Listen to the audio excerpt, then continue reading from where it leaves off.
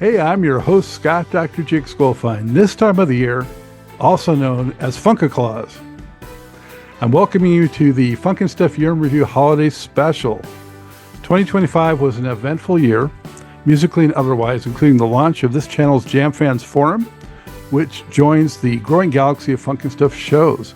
Nearly 40 episodes of Where'd You Get Your Funk From premiered during 2025, along with 16 editions of On the One and Done, 8 Jam Fans forums, and a pair of new Truth and Rhythm shows.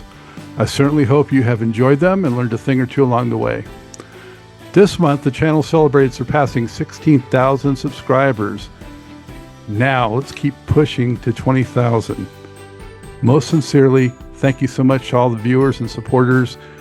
Keep the likes and comments coming as well. I read every single one of them. Joining me at this point to sum up 2025 and help ring in the new year are 3 Jam Fan Forum musical friends. We have lifelong music devotee, host of FJS, that's Funky, Jazzy and Smooth with KD Radio Show, and legal expert Karl A. Welcome, Karl. Hey, good evening, Scott. Pleasure to be with you. Happy holidays to you, my friend. Thank you. Good to have you. We also again say hello to music and culture journalist and liner notes master, A. Scott Galloway. Happy holidays, everybody. Thanks, Scott. Good to have you aboard. Finally, we welcome among us music scholar, author, and History of Funk radio show host, Rickey Vincent. Hey, how you doing, everyone? Happy holidays. Good to have you, Rickey. And thank you, everybody, for being here, for participating in the Jam Fans Forum, and for keeping the funk alive. Right on. Yeah. Yes, just ahead, we're going to review what took place this past year, personally, musically, and FUNKNSTUFF-wise. That will include each of us revealing our top albums of the year. I'll unveil the channel's top 10 most viewed and commented on episodes, as well as the top 10 all-time most viewed episodes, along with some other interesting tidbits. Scott Galloway will lead us in honoring musical artists and figures we had to say goodbye to during the year. We'll also look ahead to the next year in music and take a sneak peek at upcoming FUNKNSTUFF Channel show episodes. To close it out, we'll all share our thoughts and wishes for 2026. So guys, to start it off, on a personal note, let's look at how 2025 was for you and those that you care about, and anything noteworthy that transpired for you personally that you care to share. So let's go around and start off first with Karl, if you would. Thank you, Scott. So 2025 has been a year of ups and downs. From a personal standpoint, I have been through 3 job changes this year, finally landing on a job that I think will hopefully last me for the duration of my professional life. I went from Freddie Mac, which is where I started the year, and they basically shut down their DEI department. So that took me out of a job. But then I landed at Virginia Union University with their legal department, and then ended up with the Virginia Law Foundation, where I'm their vice president of CLE programs. So professionally, as a victorious note, my wife and I celebrated our 29th anniversary this year. My middle daughter, she opened up her smoothie shop, health food shop. She's doing well. My oldest daughter filmed a TV show. So the Doss family, all in all, it was a good year, but it had its ups and downs. Sounds like how years go, right? I mean, always seems that way. Yeah, exactly. But, congratulations on the job and the other good stuff there, Karl. Scott, what about for you? How was 2025? 2025 was, a pretty challenging year for me in the music journalism field. A lot of work that I was accustomed to getting, has been dwindling. I did get my website up this year, ascottgalloway.net, so that was a very good thing for me. And probably the craziest thing is that I was 3 months of debilitating illness that really the way I tell everybody, it was kind of like God putting the check engine light on a brother, So I'm definitely prioritizing health. I didn't think I was doing anything particularly unhealthy, but yeah, 61 years old, 62 next year, and just kind of have to pay more attention to certain things. But that's it. I'm looking forward to great things in the new year, professionally, personally, and business wise. So that's how I'm looking at things above and beyond what's happening in our country right now. Yeah, we'll get to a little bit of that in a minute, but so glad you're on the rebound, Scott, and the svelte appearance is looking good on you. So It's crazy. I've been getting a lot of really nice compliments, which is great. It's just photos I've posted on Facebook and whatnot. And this crazy new hair I don't know what to do with, but it's crazy. A lot of good attention. So that warms my heart. very good. All right, Ricky, what'd you have noteworthy take place for you personally in 25? And how much time we got?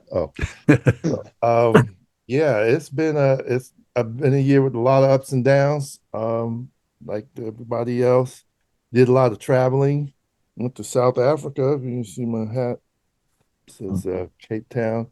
And then I wound up teaching a class about the Free South Africa movement, and it was easy for me to talk about.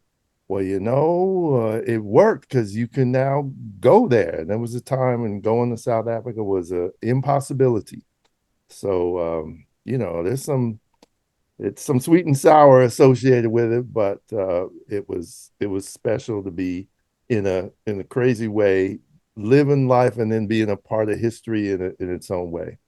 And that kind of cycles around to the music part because I did what amounts to my 40th anniversary on the radio program.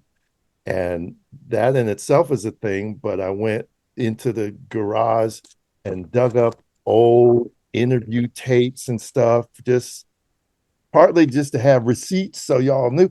But it was just something I had always planned to do. I mean, why do you keep archives of yourself if you can't access them at some point?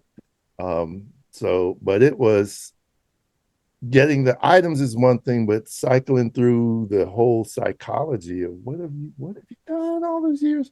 So it was a lot of that. Made it through in the middle of that 31 years with my wife.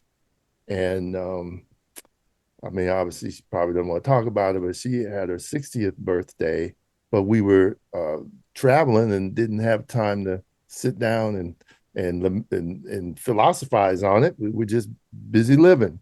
So you can reduce it to say I was busy living this year. So in that sense, I can't complain. Wow, an exciting trip. That is really cool to hear. And man, it must have taken a long time to go through those tapes.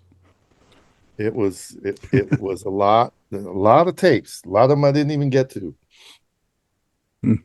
But I interviewed Bootsy in 1989 on the 3rd annual All Bootsy show.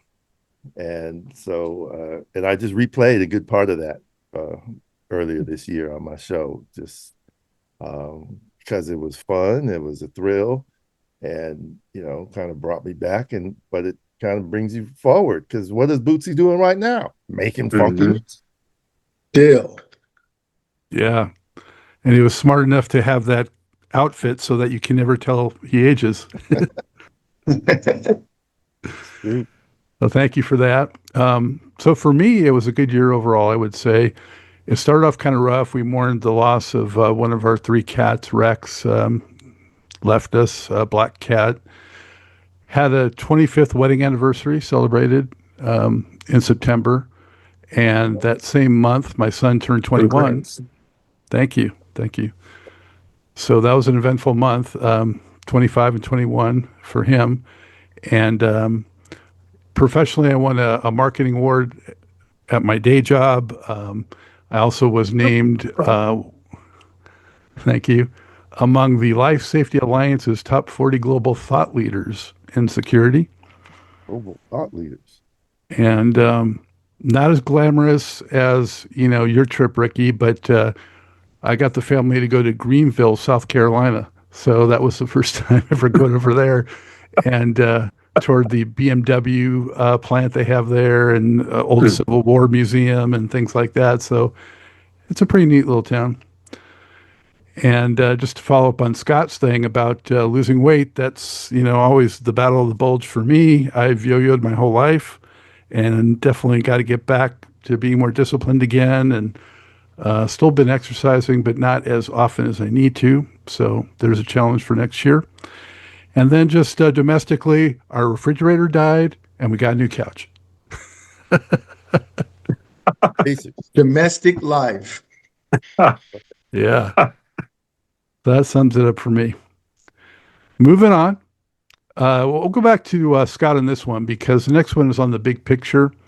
What kind of year would you say it was overall? When we look at politics, economics, social issues, technology, entertainment outside of music, like film and television. So any of that's fair game. I'm going to throw it back to Scott to give his thoughts on that. Well, the way I summed up 2025, could either be looked at as 3D or triple D, depending on where your mind resides. The three Ds, yeah, for me were draining, depressing, and disorienting. I grew up very optimistic about life. Felt like we'd come through so many things, civil rights movement and just lots of things. I came up in the Sesame Street era where, we're just, getting into unity and love your neighbor and all that sort of thing. And, through the decades, I've always tried to, embrace everybody and keep striving toward positive betterment, for myself and all around me. And so that certainly took this year took the wind out of me, because I just never thought that I would be looking around at my country taking such a fall. So I just, to jump off of that, I'll just say that, it is up to all of us who are of a positive and unifying state of mind to do whatever we can to get our always flawed, but usually way better than this America onto some solid footing. On a entertainment and creative note, I used to go to the movies a lot. I don't do that as much anymore, but there were 5 films this year that I really, really enjoyed. And real quick, those were, I guess, going from number 5 to number 1, Becoming Led Zeppelin, just really good music documentary. One of Them Days, which was a crazy ghetto kind of female version of I don't know what, Friday or, some kind of hood movie. I believe Issa Rae was behind that. My dad and I usually go to very highbrow films during the holiday or just after. He wanted something light. I took him to that, and we both just really cracked up. It was real different for us. Highest to Lowest from my man Spike Lee was wonderful. One Battle After Another, just from Paul Thomas Anderson, that just was a big surprise for me. I had no idea what I was getting into when I sat down in the theater for that. Really intense, and I highly recommend it. And of course, I think for a lot of us, the film of the year was Sinners. Just great Black film. Had an incredible music history sequence in it that continues to be talked about.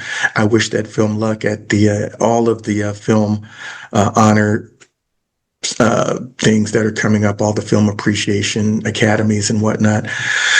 And that's where I'll stop. Looking forward to things being much better all the way around, creatively, socially, politically, in the new year. Thanks for that, Scott. Some of those movies are definitely on my list to see. And Yeah. I think it was a challenging year for all of us. I want to point out, as we're all going around and we're bringing up certain topics, if somebody wants to interject something or, second something, feel free. So it's not just a one way. We're having a conversation on some level here. Mhm. So, yeah. With that in mind, let's keep going to Karl. Do you need the question repeated? No, I've got it down. Thanks, Scott. So first of all, I'm going to co-sign or echo pretty much everything that Scott Galloway said. In terms of politically, this was an exhausting year. I'll be honest with you. I think that Trump one was bad, and this is like Trump two basically told Trump one to hold my beer because this is just nightmarish. Um, I will say this is that as a result of things that are happening, I'm happy to say that my kids have gotten more engaged in politics. My youngest and I went to the first No Kings rally. It's important that this younger generation understand the implications of everything that's going on, and that, like I said, I don't mean to dwell too much on the political, but the fact is that, as Scott said, we just we've got to be vigilant. This is no joke. I mean, it's every day there's like a different cut, and it's like it's almost as if justice and human rights and civil rights and liberties are dying one cut at a time. And so, I guess going into 2026 is, just keep pushing. That's kind of the motto that I'm carrying forward into the next year. Keep resisting, keep fighting. What even the smallest gesture can hopefully help counter what's going on nationally. Internationally, it hasn't been a whole lot better from my vantage point. I mean, you look at things that are happening across the globe. I mean, it's just, yeah, it was a challenging year. I guess I'll just put it that way. But on a more positive note, I'm going to echo Scott's movie of the year. For me, Sinners was revelatory. It was really, I had high hopes going in, and it exceeded my every expectation. As a fan of history, as a fan of horror movies, as a music nut, it checked all three boxes completely. So loved it, loved it, loved it. I've seen it probably 5 or 6 times now. And just in fact, I'll probably watch it again over this weekend. It's just a great movie. And I hope it does do very well come award season. Um, Television, probably two big things that I would note. Again, I guess tapping into that horror piece of it, and maybe it's just the times that have driven me to horror. But it Welcome to Derry was fun. I watched that. It just wrapped up season one. I enjoyed it. On the documentary front, Questlove's documentary Sly Stone was awesome. I really enjoyed that, and I guess he's got one coming out on Earth, Wind, and Fire next year. Looking forward to that. Books, a lot of good books came out this year. Looking back here, Danny Bedrosian's book, Make My Funk the P-Funk, great, great book. Mothership Connected, another great one. And then another book that I've gotten into is Burning Down the House, looking at the New York uh, music scene in the 1980s by Jonathan Gould, uh, focusing primarily on Talking Heads. So that's what I've been into this year from a political world and entertainment standpoint. Very good. Thank you for that, Karl. And I think we're all kind of echoing some of the same things, unfortunately. But Rickey, what do you have for us? And I can't follow up those two guys. That is just you guys pretty much nailed it. And yeah, this is the end of the year. It's also the end of the school term, and so I'm scatterbrained. at the end, and that's why we did a little rescheduling here. But that happens all the time. I'm on one level, I'm glad I made it health wise through the whole year, because all my downtime I spent traveling, land the plane, literally get off the plane, take a shower, and go teach class. And so that was a bit of a thing. Most of that was earlier in the year. No, it was all year long. But yeah, you want to talk about global issues, you want to talk about national issues. I Although it hasn't kind of come down my street, I'm really upset about the ICE business, and how they're invading our cities and kidnapping our people, not detaining, kidnapping them without process. That's kidnapping. And there are really interesting ways people have resisted out here on the West Coast with the clown show they were doing in Portland to make fun of the ICE people. And there was people had chained themselves in front of the ICE building in San Francisco yesterday.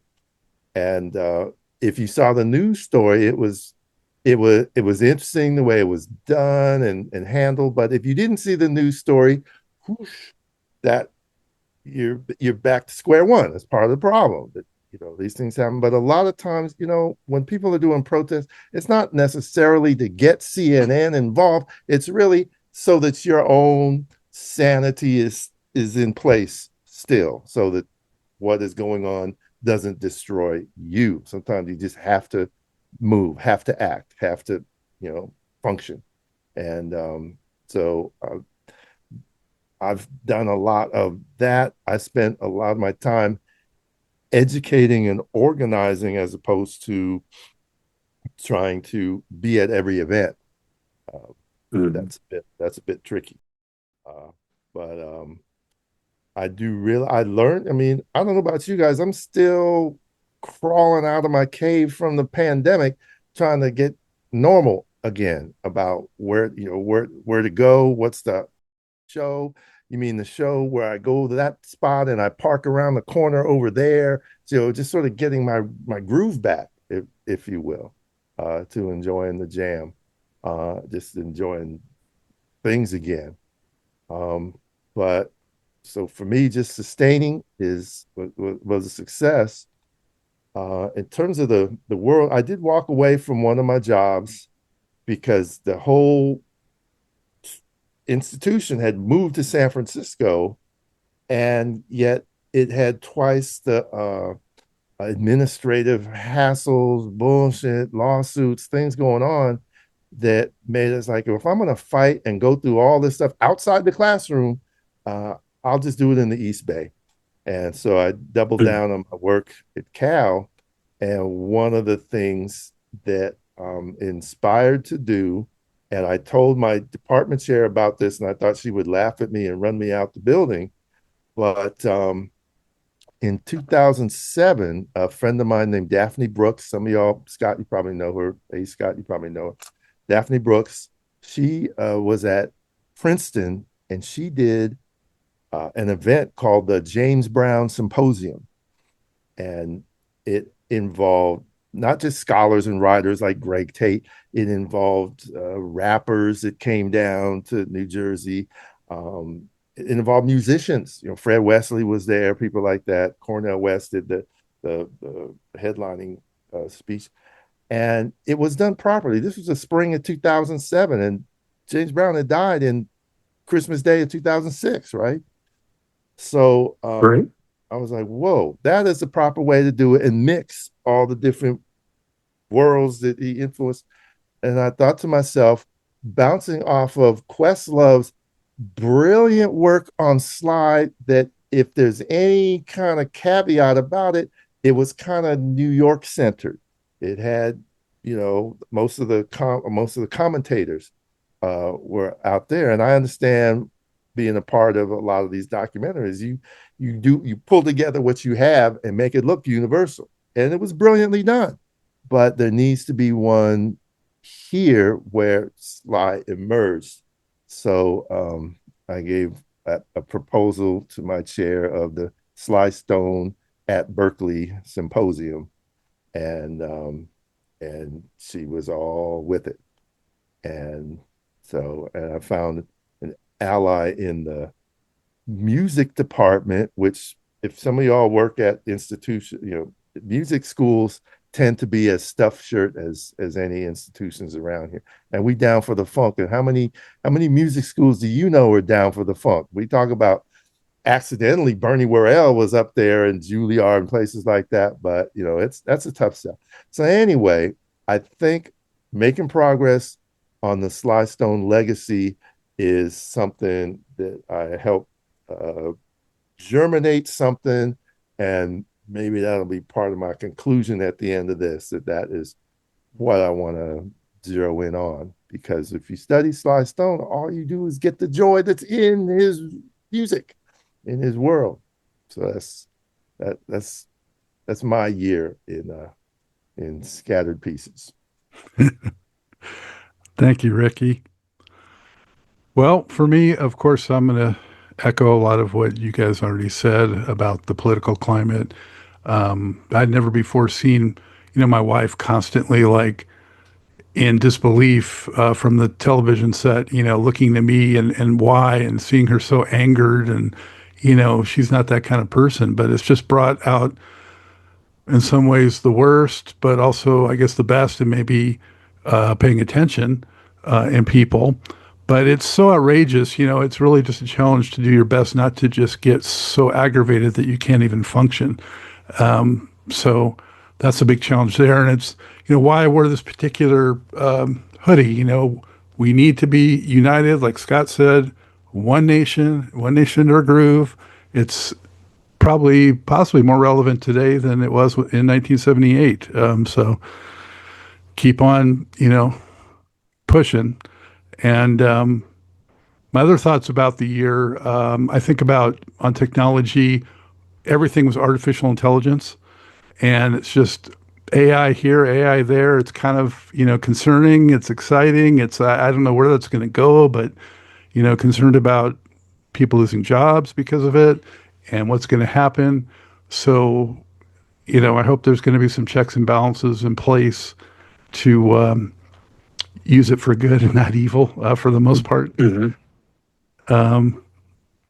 On the entertainment side of things, of course, I got to go with Sinners too. I didn't get out to as many movies as I would like to. I do catch some later on streaming, but like Karl said, I mean, had everything. I'm a big horror movie buff, so the George Romero, legacy and that kind of stuff and all those things were influenced by that, or that was influenced by it.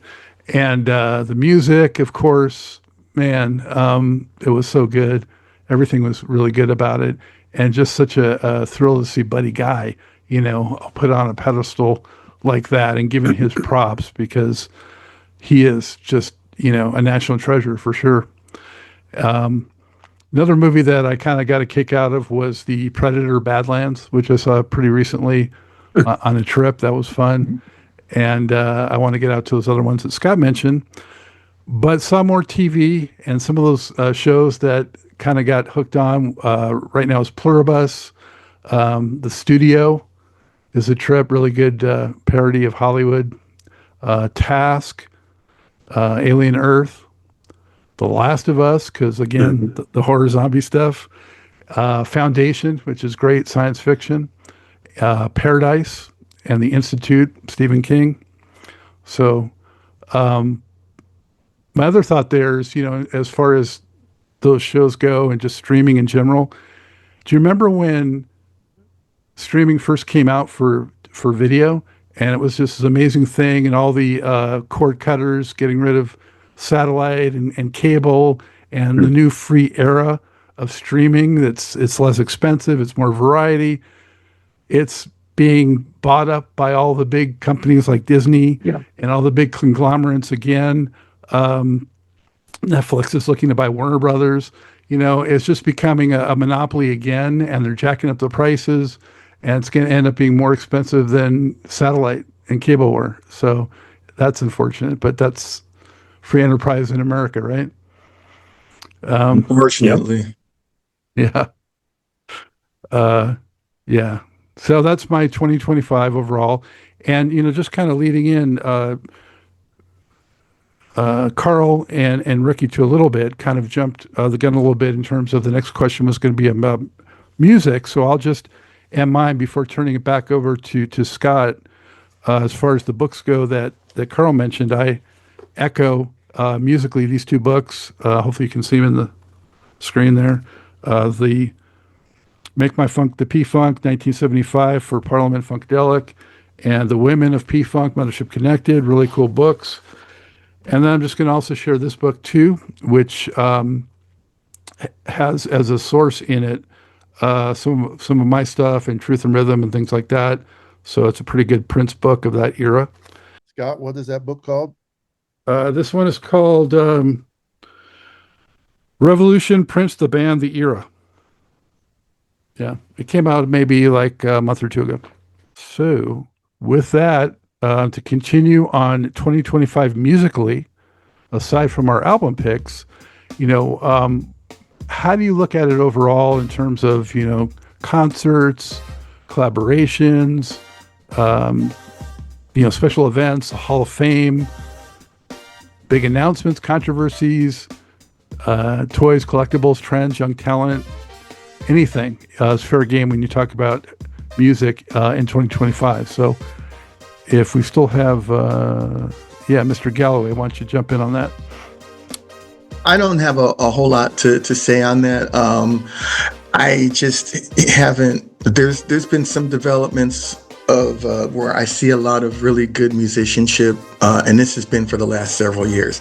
A lot of really good musicianship from young people. I'm still looking for more collaborative things. I'm not saying that people have to emulate or go back to the way music was when we were coming up, but I think we're in this bridge period where there's a lot of young people coming up with great stuff, or getting a lot of great chops and a lot of great facility on their instruments and things. But I'm still kind of waiting for content and songwriting and all that kind of thing to catch up. Not to say that there's none of it, but I just haven't been that captivated with a lot of new things that I hear.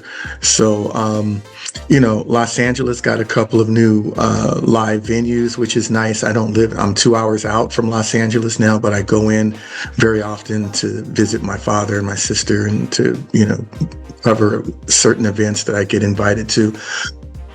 One is the Blue Note. Blue Note has a jazz club now. Right? And it's really not just doing jazz. It's a Blue Note Los Angeles, and they've had everybody from Andrew Day to they just had Charles Lloyd there this week, and my friends that went to that were just raving, getting to see the great jazz saxophonist Charles Lloyd, this close to their face, And there's another room called the Sun Rose.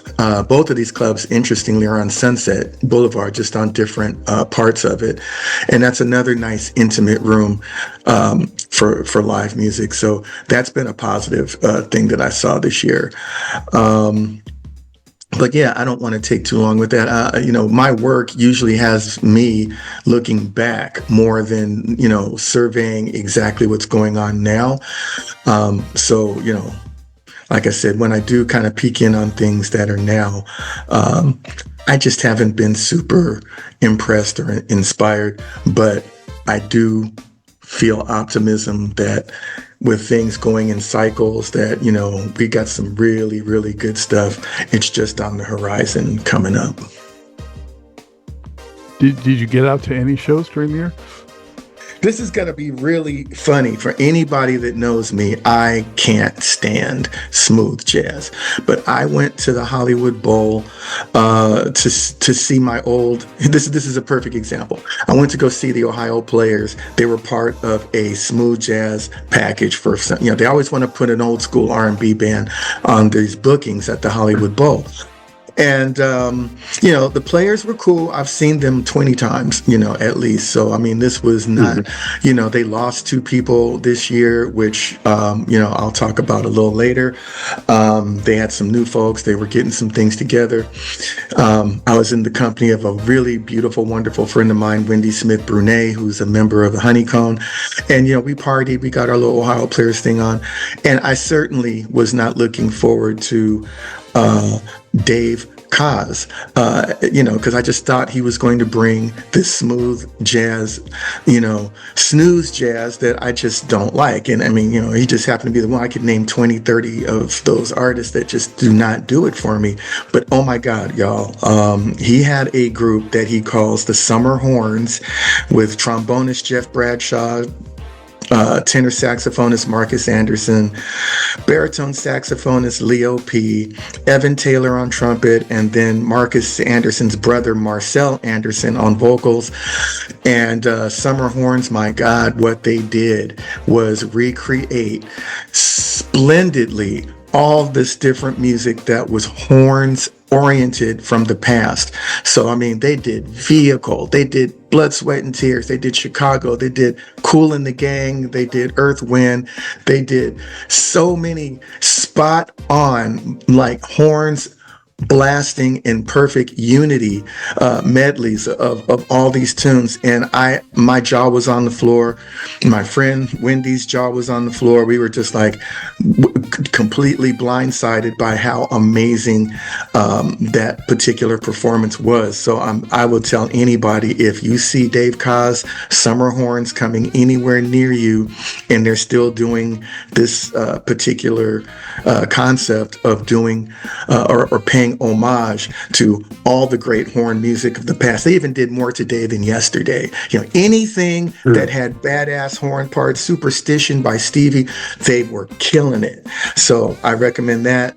And also at the Hollywood Bowl, real quick, they did there was a beautiful tribute done to Minnie Riperton that they called Perfect Angel. It was not a perfect tribute. There were ups and downs. I got to give it up to my girl Shantae Moore. She was amazing. Stevie Wonder came out at the very end and did some things. It was nice after all these years that a tribute was done to Minnie in a venue that large. And there were new artists and some established artists.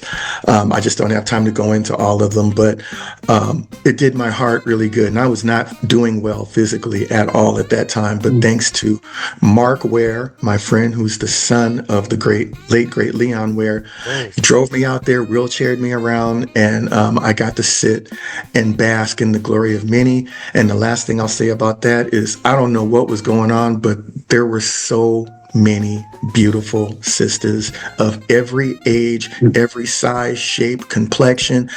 It was like all the perfect angel was coming out of all of my ladies. So any female that was at that concert, I have love for you, because I did not see anybody, no woman that night that was not on point. That's all I got. Well, I'm glad I asked you. That was good stuff, Scott. Yeah, thank you, Scott. I forgot that was part of this section. I actually just last week I was interviewing Sherry Brown, and we're talking about Minnie quite a bit. Yeah, I know you work. Love Sherry. Yeah, that's my girl. Shout out to Sherry. She's got a wonderful new project coming. It's coming very soon, and she's going to have a big birthday on Christmas Day. So much love to Sherry Brown. Exactly. Yeah, that interview will air in early January. So, thanks for that. Great stuff. Karl, how would you summarize 2025 musically from your perspective? Musically, overall, it was, when you initially invited me to be part of this process, my first thought was that it was an underwhelming year for music. But then I went back and I started going back over the music that I had purchased, and that led to other music.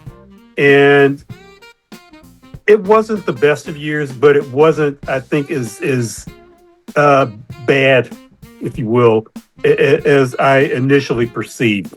I enjoyed a lot of music. I think once we get to our lists or countdown, the music at the top of mine, I would basically think could hold up against any year. But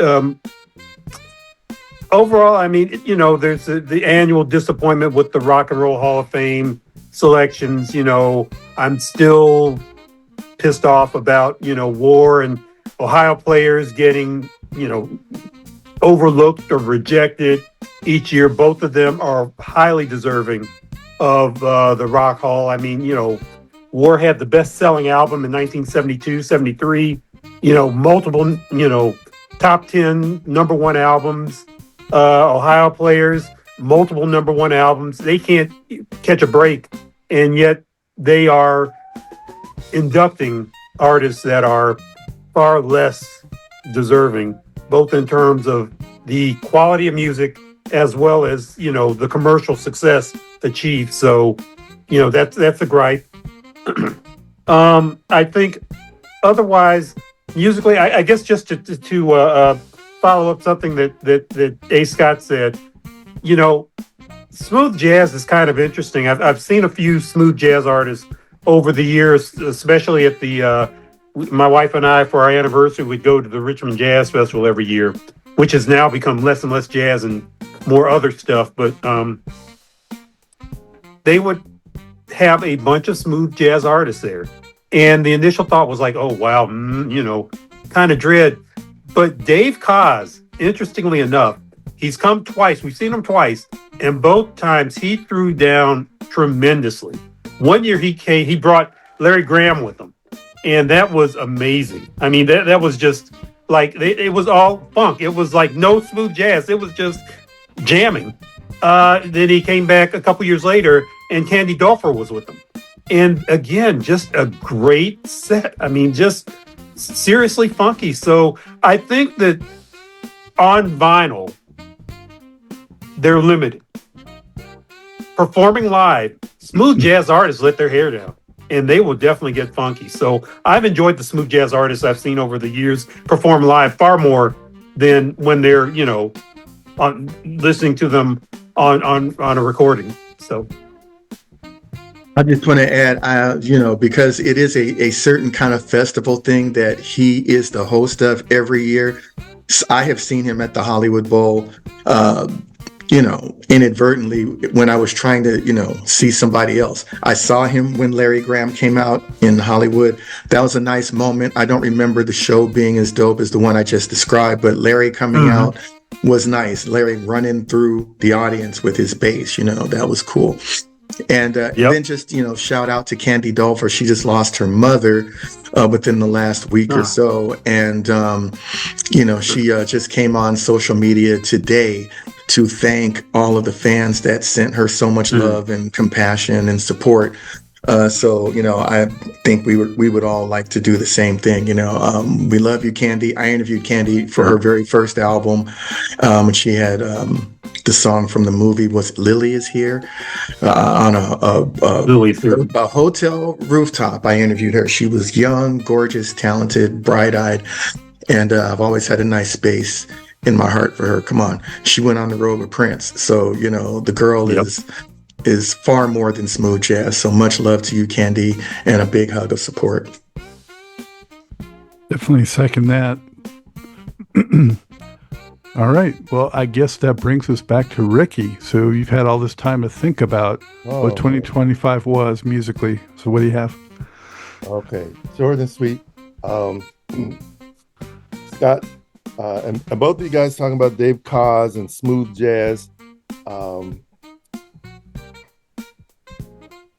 When I think of smooth jazz and I think of the musicians that play it, it's like they know what the hot stuff is, but they have to cool it down and to get released, to stay in the format.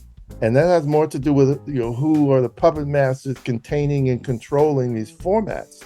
And within that, all of these artists, they can sustain themselves.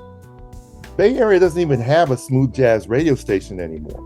And maybe the contradictions kind of crashed it, but I don't know. But there's a lot of artists that do what they need to do to get airplay in the smooth jazz format, and they continue to, sell a record here and there, and then they get in front of people and do what they want to do, which is give up the punk. Hello, that's really what's happening. And you can give it a name. People, they want to give it a name to contain this thing so people can't see how overwhelming the funk is.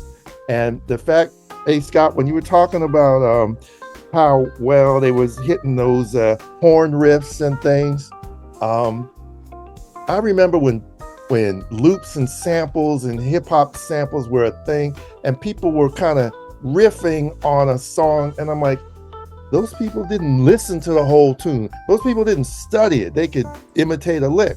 Now, a generation or two later, they are studying every little thing, every little lick, and you can separate these songs now and just spend the whole time on the rhythm guitar. Did you check what Michael Toles just did on that? And so people are getting those sounds, even though they're further removed from the people themselves, and they can't necessarily tell you who was on what track or part of a track. There is some really deep, well-considered, heartfelt exploration of the legendary 70s music. And people are digging in. Even some of y'all probably saw it on television when they did that Earth, Wind, and Fire special. It was somewhere in the middle of the year on national TV. It might have came out corny, but I could tell the musicians had done their homework. And so that I enjoyed that aspect of it. And just in terms of what I was dealing with, one high point, and it's been a high point for the last few years, is checking in with Fred Wesley. And Fred is on tour a lot, and his daughter, Joya, puts those things together. And, I keep waiting for some other tale of I remember 30 years ago, Fred was like, I didn't want to fly out here. I'm tired. But he doesn't do that anymore. He kicks it. He enjoys it. He goes these places. And he's got a band of younger players that do their homework.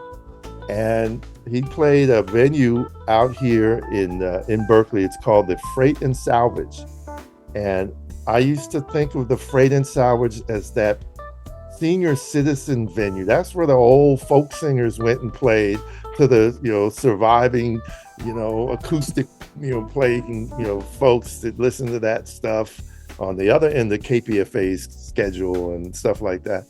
But then I realized, wait a minute, I am the demographic of the Freight and Salvage now. I'm 63 going on 64. I am who they market, and I know the promoter now. And so it's aged, so anyway, it fit. And then they asked me to introduce him. I remember that. I got to introduce Fred Wesley, and I just dug in. I said, I'm going to rip, but I'm going to get off, because if I would talk for the whole hour if I could about Fred Wesley. But I gave it up for him and got off the set. And the band, and his last release is like a blues, Return to the Blues album. So it was just deep, the feel, the roots, all the way they played, and they played some Grant Green, maybe it was Suki. I mean, they were having fun digging into these old school tracks, and just drifting off the James Brown kind of formula that people might have expected. Anyway, it was a joy. It was a funky good time, and I loved everything about it. I'll circle back to that later. I want to also go on with these books. These are two great ones, but even more happened. This guy named Tommy Sovic, I think he's in the Netherlands. He did this book called Soul Voices. And what he did, you see all these little 45 labels on it? So he went through whatever it was, thousands of these, and gave you little blurbs on, these obscure artists that did the soul track, Love Child, Diana Ross, but most of them are Fleming Williams, Poverty Child, Underdog's Child, Mahogany Limited. I didn't know these people. but these are all American soul 45s, and they do a whole thing, and it's essentially a compendium. It's like going crate digging with somebody that knows all the songs, and they share you an explanation of all of them. But it is really a special thing to check out. Soul Voices, Tommy Sovic. And if you're looking for holiday gifts type of thing, Soul Voices is really special. And of course, Mothership Connected and the P-Funk thing. And one other one that is more local, but it's been blowing my mind.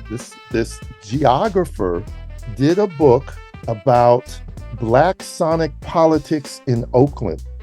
And he talks about, he starts with, some of y'all may have heard this, maybe you didn't, but there was a whole scandal where there's a central lake in Oakland called Lake Merritt, and some drummers had come out to do a drum circle thing, and Karen made a call and called the police on them, and it was a big fiasco, and they told them to shut it down, and they said, you can't play music here, this is our lake, this is our park, blah, blah, blah, blah. And it resonated with what we were hearing in DC. It resonated with what we're hearing nationally. And then I realized, the same problem happened with Festival at the Lake about 10 years ago. Well, wait, the same problem happened with this other thing. And so it was really, when you start to line it all up, generations of policing of Black joy, essentially. And so this guy, without any, I'm not going to say he doesn't have an agenda, because he's got love for Oakland, that's what's in it. But it's a excellent take if you want to sort of try to grab a hold of sort of the whole kind of systemic operation of trying to, contain the funk, but to really control how Black folks do their thing. It's called On Loop, Black Sonic Politics in Oakland, Alex Worth. And I remember doing a talk with him at the Oakland Public Library, because all of the archivists and librarians were at this talk, because he dug into so much local civic history and stuff like that. And I know researchers that know of the guy because they use some of his writings and things like that. So it was great that he came through, finished the job, and all these folks that did these books, I had heard about their work over the years. And, Seth Neblett, whose mother is Malia Franklin, he'd been working on Mothership Connected. He'd been working on that for 20 years. And it shows that he wasn't wasting his time, because that thing is brilliantly done. And so there's a lot of hope.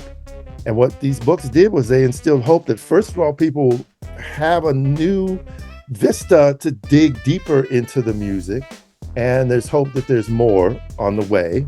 And I know there's more on the way, because my homeboy Scott Brown just is putting the finishing touches finally on his book of Dayton bands. It's called Funk University. Oh, wow. And he's a historian. He's a masterful writer, and that I wanted to say that was going to be the game changer, but all these game changing books are already down in the pipeline. And then a woman wrote a book about Clyde Stubblefield, his life, and it's magical. It's just, I'm just going to tell you right now, it's going to come out next fall, and it's just joyful. If any of you ever seen when Clyde went on tour by himself, not by himself, I remember he had Grant Green Jr. on guitar with him. It's a trio. Mm-hmm. And the man was just, you were just in a magic space. It was like a HR FUNKNSTUFF cartoon. It was just a vibe. And she captures that. So the book about Clyde Stubblefield is on the way. So finally, the story is starting to get told. And all of us here have tried different formats to try to get that story out. And it's finally coming. So that feels good musically. In terms of the jams, Scott, if you want me to hold off on that, I'll list my jams. Yeah, we're going to get to that next. Let me recap 25 for myself, unless you want to add any closing thought. That's about it for now. Yes. All right. Well, looking forward to those books for sure. And, my big hope with that kind of stuff is that it stimulates digging deep so that we get legacy re-releases, remasters, unreleased stuff, that the music itself actually gets more care and more attention is renewed with that. So fingers crossed. Just to echo what Scott had said earlier, the movie Sly Lives was a really cool documentary. I enjoyed it very much. Great. And also being Led Zeppelin, I saw in the theater, really cool.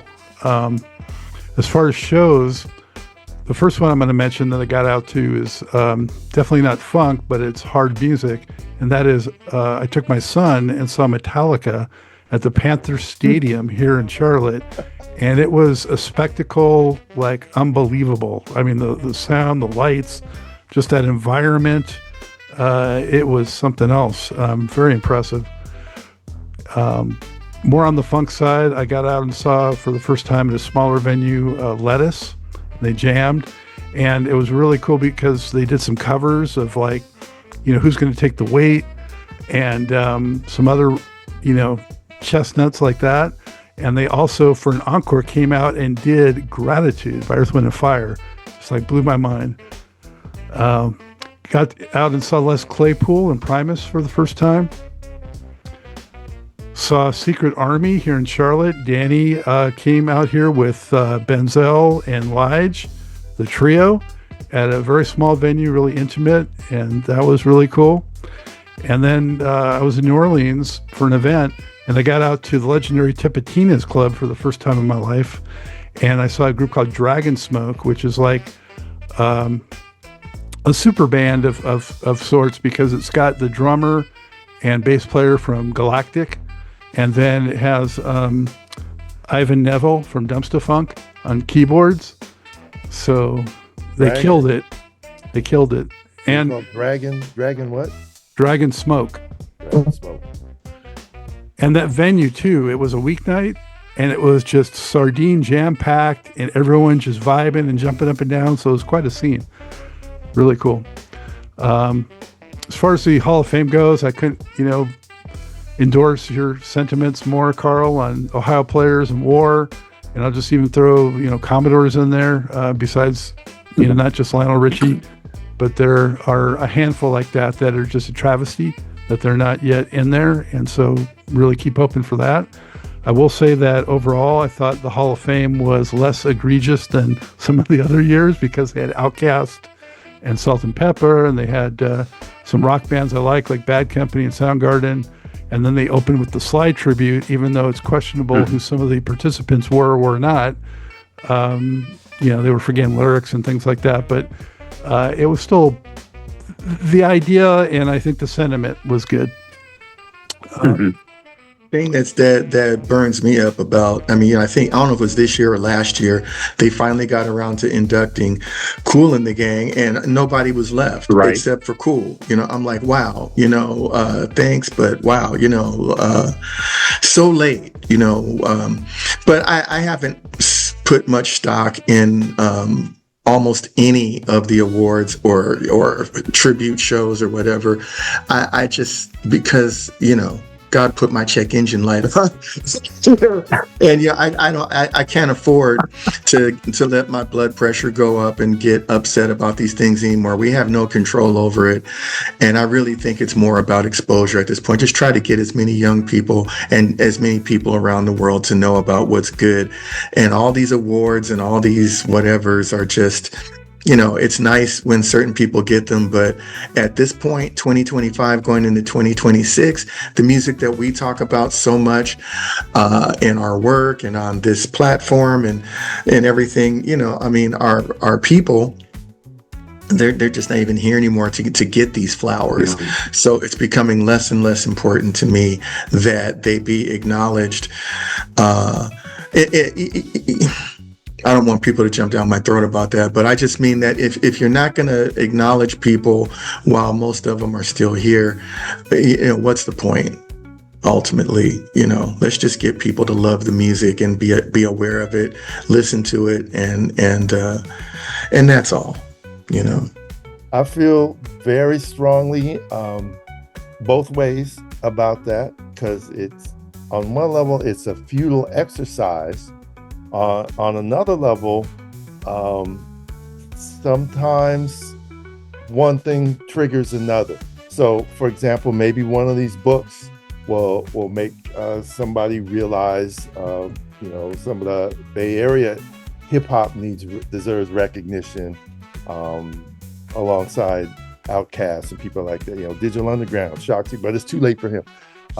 But there's a thing about these people have been in the game for 50 years. They don't have health plans. They don't have safety net of any kind. They have our love, and we are all busted broke, when a lot of them made the music that is played on the NBA Jam soundtracks every day and every week.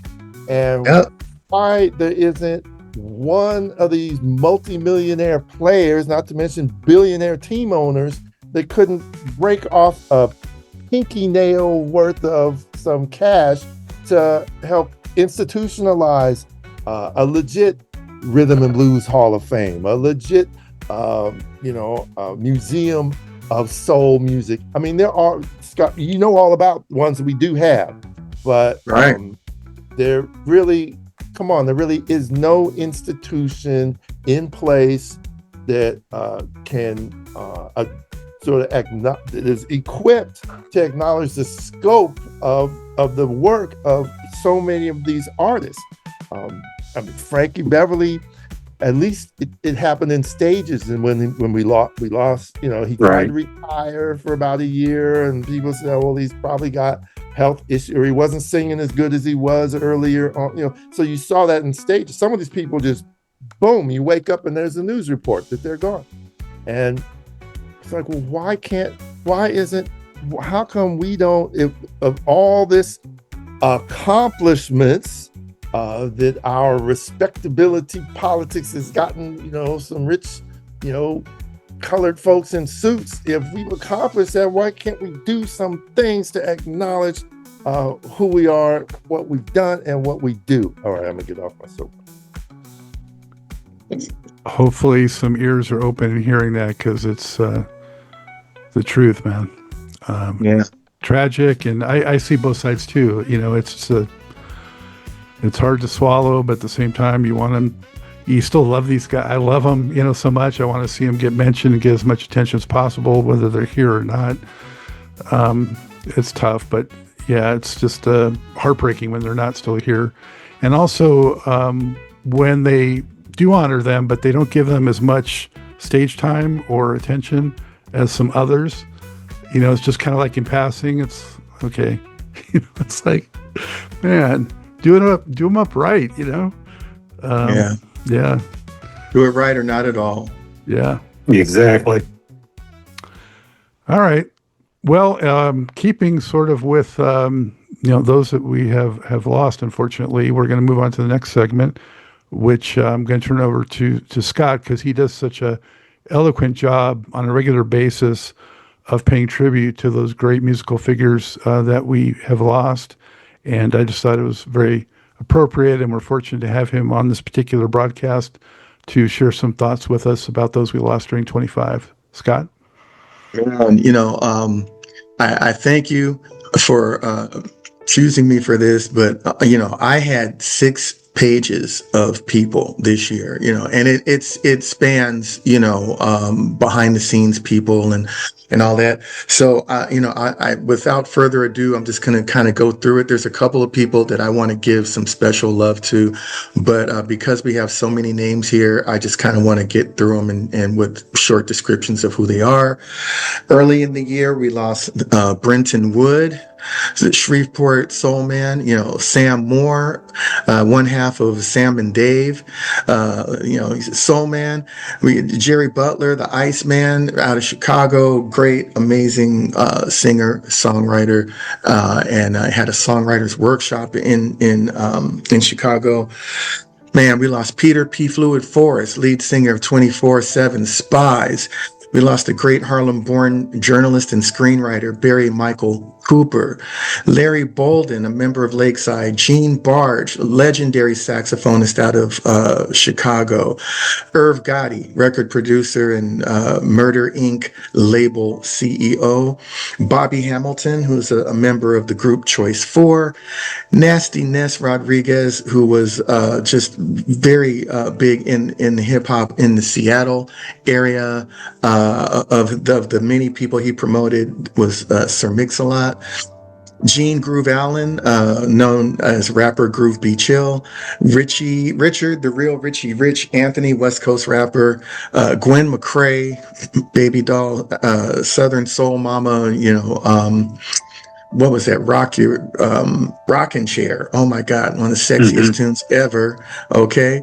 Juanita Stevens, just close to my heart, a music publicist who just, was a mother figure for a lot of up and coming young artists.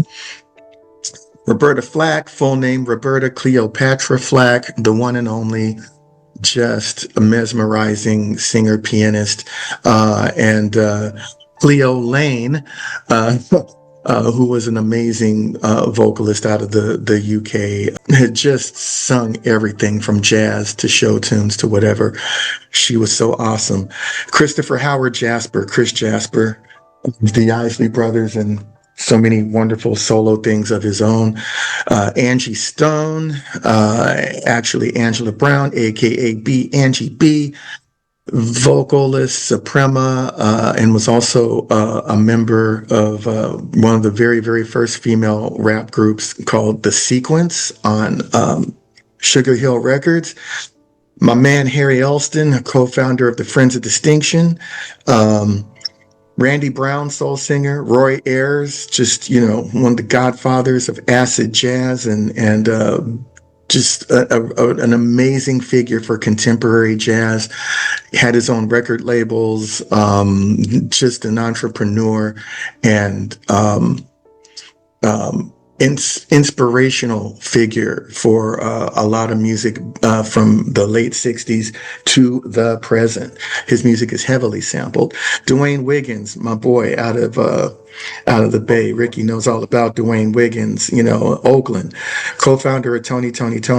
Coco T, great reggae singer. Bo Dozier, son of Lamont Dozier, a great, very fine record producer.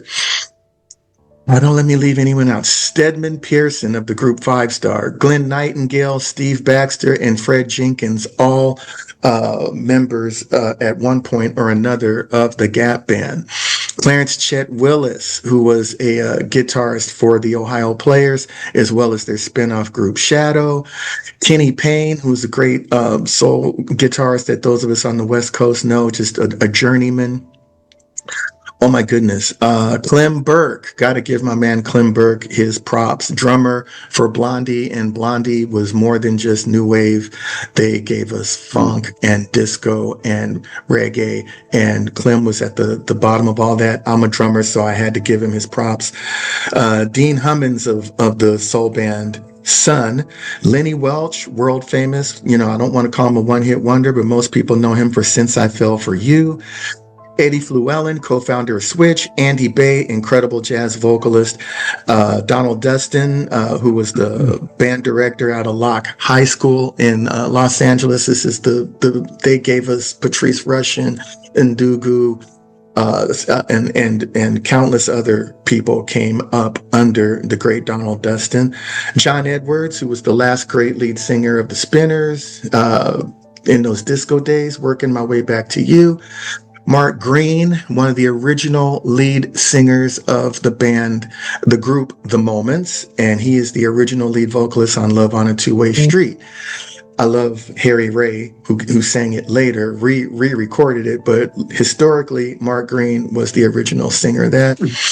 James McKeechin, father of a dear friend of mine, Lal McKeechin. He starred in many things, television and movie-wise. Had to mention him because he was a disc jockey in the movie Play Misty for Me, Clint Eastwood's debut. Fode Musa Suso, Gambian kora master of the kora stringed instrument out of Gambia, Africa. He did a collaborative album with Herbie Hancock, but so many other things. Al Foster, amazing drummer, jazz drummer, most famous for the work he did with Miles Davis. Scott talked about him in the Electric Fusion when we did the Jazz Fusion thing. Pepe Willie, who was a Minneapolis cornerstone guy. He's very responsible for bringing Prince, for Prince to develop his work in the studio and all that before he came to California. Wayne Lewis, co-founder, lead singer of Atlantic Starr. The great Sly Stone, Sylvester Stewart, what can we say about the space cowboy, pioneer of so many things, former disc jockey, songwriter, band leader, visionary. Sly Stone, much love. Ananda Lewis, who was a culturista, gorgeous woman who was on BET and MTV covering the music in the 90s, I believe, primarily.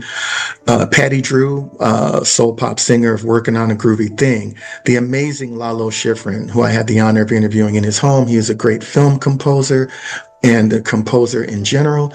Walter Scott of The Whispers, one of the twins. There's Walter and Scotty, and we lost Walter this year. Very heartbreaking.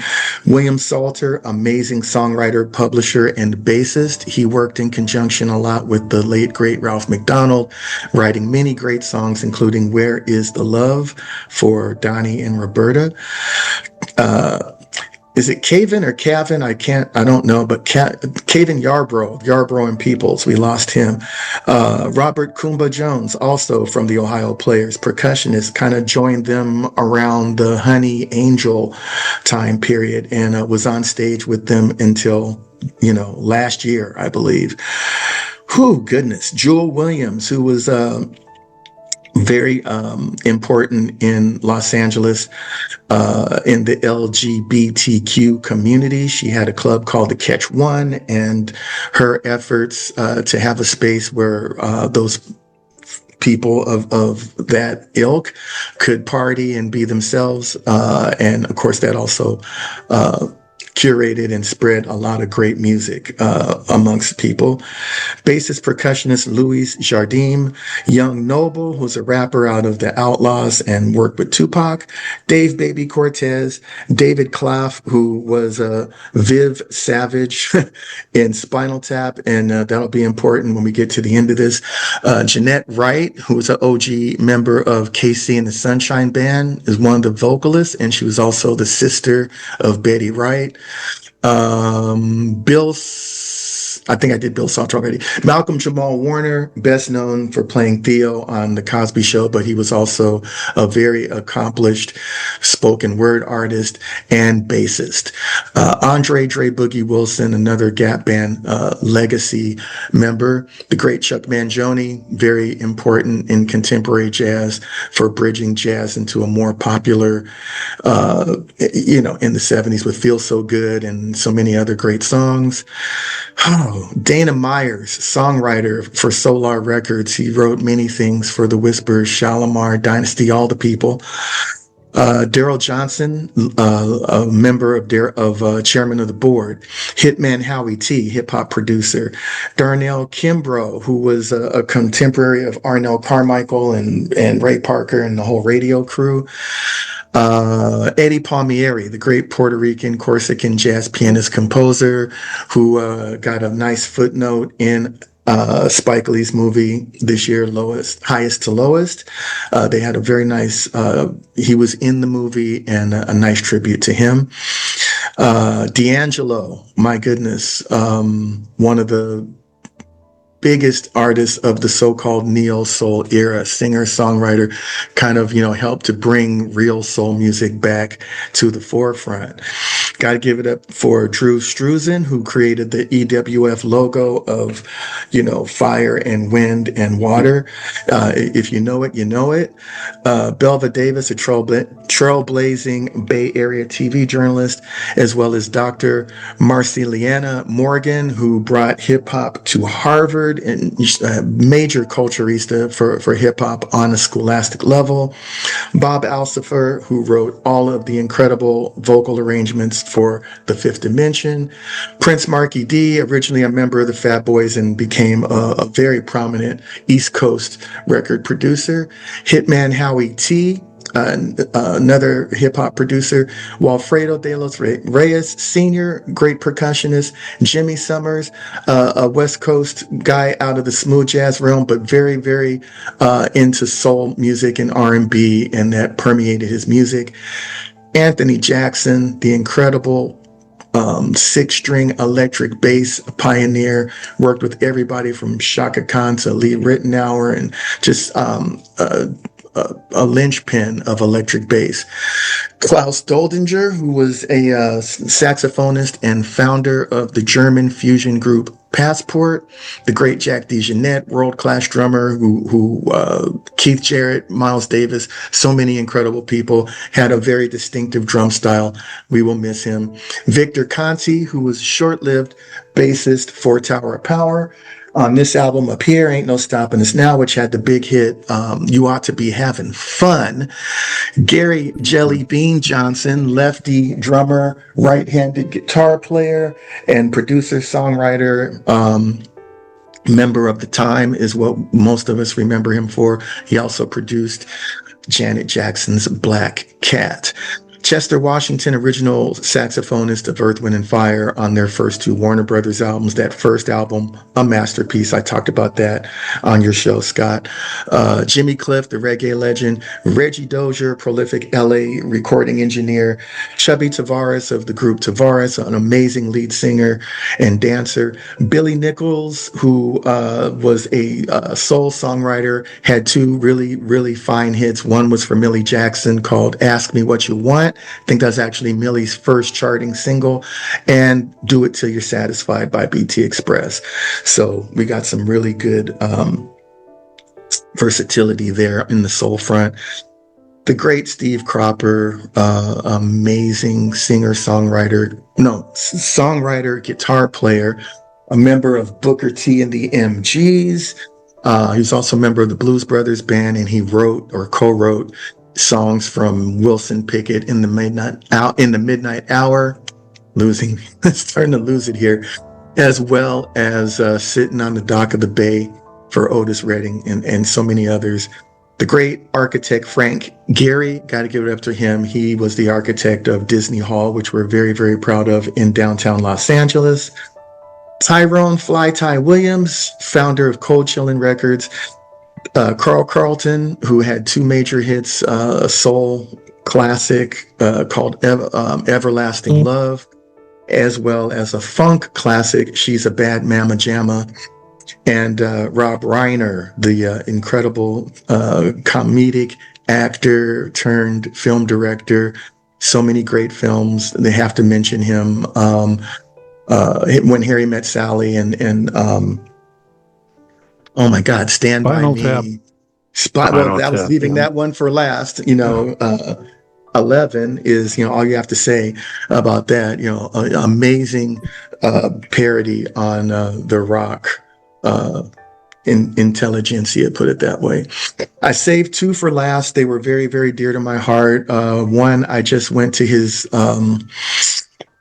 celebration of life at sea in the Marina Del Rey, and that was the Leslie Wilson, the star lead singer of New Birth. I've talked about him on Scott's program here twice, and just amazing. He was the lead singer of It's Been a Long Time, Wildflower, I Can Understand It. My personal favorite is an album track called Love Is, from a New Birth album that's kind of not very celebrated. It's called The Mighty Army, but that song is amazing. No, he was just an incredible church-honed singer And I wanted to be sure that he got his props. May he rest in peace. He joins his brother Melvin Wilson of New Birth, as well as the great drummer Robin Russell, bassist Leroy Taylor, guitarist Charlie Herndon, and so many other, most of the members of New Birth are gone now. We've got about 3 prominent ones left. And for last, my dear friend, who I considered to be an uncle of sorts, the great Chicago guitarist Phil Upchurch. He made so many great records in conjunction with the late great Charles Stepney as an arranger producer. He's on so many of Curtis Mayfield's soundtrack things. He was a member of George Benson's Breezin' Band. So many sessions for other people, Chicago, Los Angeles, New York, and beyond. And he also made about 30 albums of his own. And I just highly recommend that you check out Phil Upchurch, because that was one of the just finest, relatively unsung guitar players that there are. If you're a cat or a behind the scenes person, everybody knows Upchurch. I wish for his memory that more people begin to learn about him. Many of the people that I discussed or mentioned today, Scott Goldfine has interviewed them on his programs here on this platform. He has a list of them. I'm sure that he'll put that list right up on the screen so you can check them out. Very good, long, in-depth interviews with folks. And I'm sure I can speak for all of us to say that we just, wish all of these amazing creatives peace on their journey, and that they continue to light and inspire us and those coming forth behind us on the planet. Much respect. Amen. Yes. Well done. Taking breath, Scott. Thank you for that. Yeah. And I think the guy behind you, Chris Jasper, we also lost. Yeah, I mentioned him. Yep. Yep. I think I mentioned his whole name, so it probably got garbled. And I put his middle name in there too. But yeah, cannot forget Chris Jasper. Truly, he and Ernie were the heartbeat of the Isley Brothers in the 3+3 era. They wrote 90+% of all of those songs, from the That Lady album through Between the Sheets. Real talk. Yeah. Well, rest in power and peace to them all, and just so much gratitude for all the fantastic music they've left us with. Yes. For generations to come. So,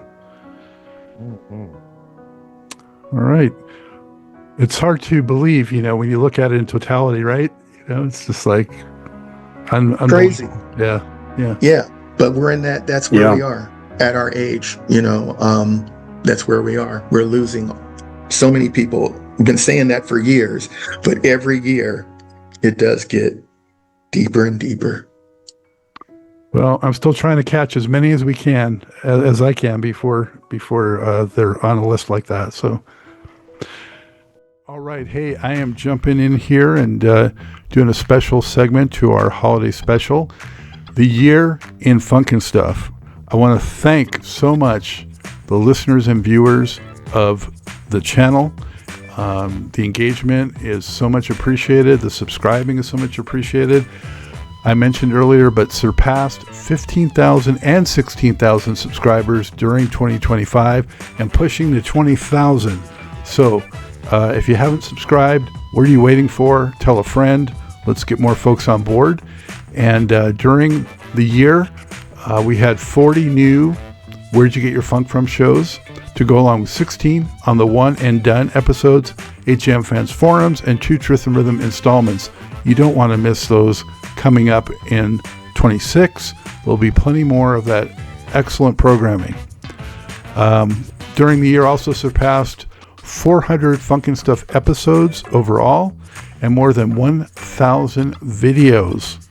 So there's an amazing archive for you to enjoy as well. And don't forget, on the FUNKNSTUFF website, funknstuff.net, there are directories for all of the shows, for Truth and Rhythms, alphabetical by artist, and also by episode, but also the Where'd You Get Your Funk From on the One and Done, Jam Fans Forums. It's all there at FUNKNSTUFF.net. During 2025, there were more than 250,000 views of the FUNKNSTUFF channel. Nearly 45,000 hours or 2.7 million minutes of programming was consumed. That does not include that outside of YouTube or the substantial audio podcast downloads and listens. If you're not aware, the show is also available wherever you enjoy podcasts if you just want to listen. Also during the year, FUNKNSTUFF amassed 6,500 likes, 3,000 shares, and 1.1 thousand comments. I read every single comment, so put it down there. For its lifetime, the FUNKNSTUFF channel has 25 million impressions, nearly 400,000 hours or 24 million minutes of programming consumed. Again, not including outside of YouTube or the podcast downloads and listens. Lifetime for the channel, 60,000 likes, 28,000 shares, and 12.3 thousand comments.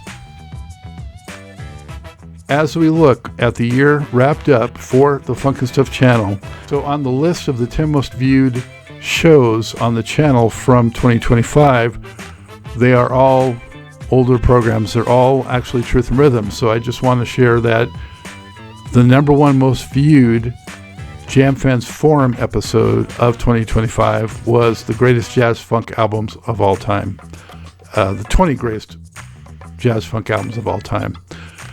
And then on the One and Done, the most viewed episode was James Brown's The Payback. All right. So going in reverse order for the top 10 most viewed episodes, their Truth and Rhythms for 2025. Number 10 was Larry Dunn, Part 3 of 4. Number 9, Andre Fisher of Rufus and Natalie Cole, Part 2 of 4. Coming at number 8, David Frank and Mick Murphy of The System, Part 1 of 2. At number 7 was Larry Dunn from Earth, Wind & Fire, Part 3 of 4. No, we already had Part 3 of 4. It's Part 2 of 4. Number 6, Jill Jones from Prince. Part 1 of 2 was number 6. Number 5 was Larry Dunn, Part 1. Number 4, The Whispers, Part 2 of 2. Number 3 most viewed episode in 2025 was the Truth and Rhythm episode of The Whispers, Part 1 of 2. Number 2 most viewed was Hamish Stewart of Average White Band, Part 1 of 3. And the number 1 most viewed FUNKNSTUFF channel episode in 2025 was the Truth and Rhythm episode from January of 2022, Fred Jenkins of the Gap Band and Rick James. Since his passing, there was much more increased interest in his show. So the great thing about that is his legacy is preserved and people are learning much more about Fred Jenkins. Moving on, the 2025 top 10 most commented on episodes that we had on the FUNKNSTUFF channel. They were number 10, Bobby Douglas. That's a Where'd You Get Your Funk From episode. Bobby Douglas of Platinum Hook, Chains, and Shaka Khan. Number 10. Number 9 was One Nation Under a Groove by Funkadelic. That was on the One and Done. That was most commented on at number 9. Number 8 most commented on episode was Fire by the Ohio Players, another on the One and Done. Number 7 was Kevin Nance, who played with Natalie Cole, Kid Creole, and the BB&Q Band. That was a Where'd You Get Your Funk From episode. Number 6 was the 20 greatest funk album debuts of all time. All the rest are Jam Fans Forum episodes. Number 5, the 20 most underrated funk albums of all time. Number 4, the 20 greatest funk ballads of all time. Number 3, 20 top Parliament Funkadelic songs. Number 2, the 20 greatest jazz funk albums of all time.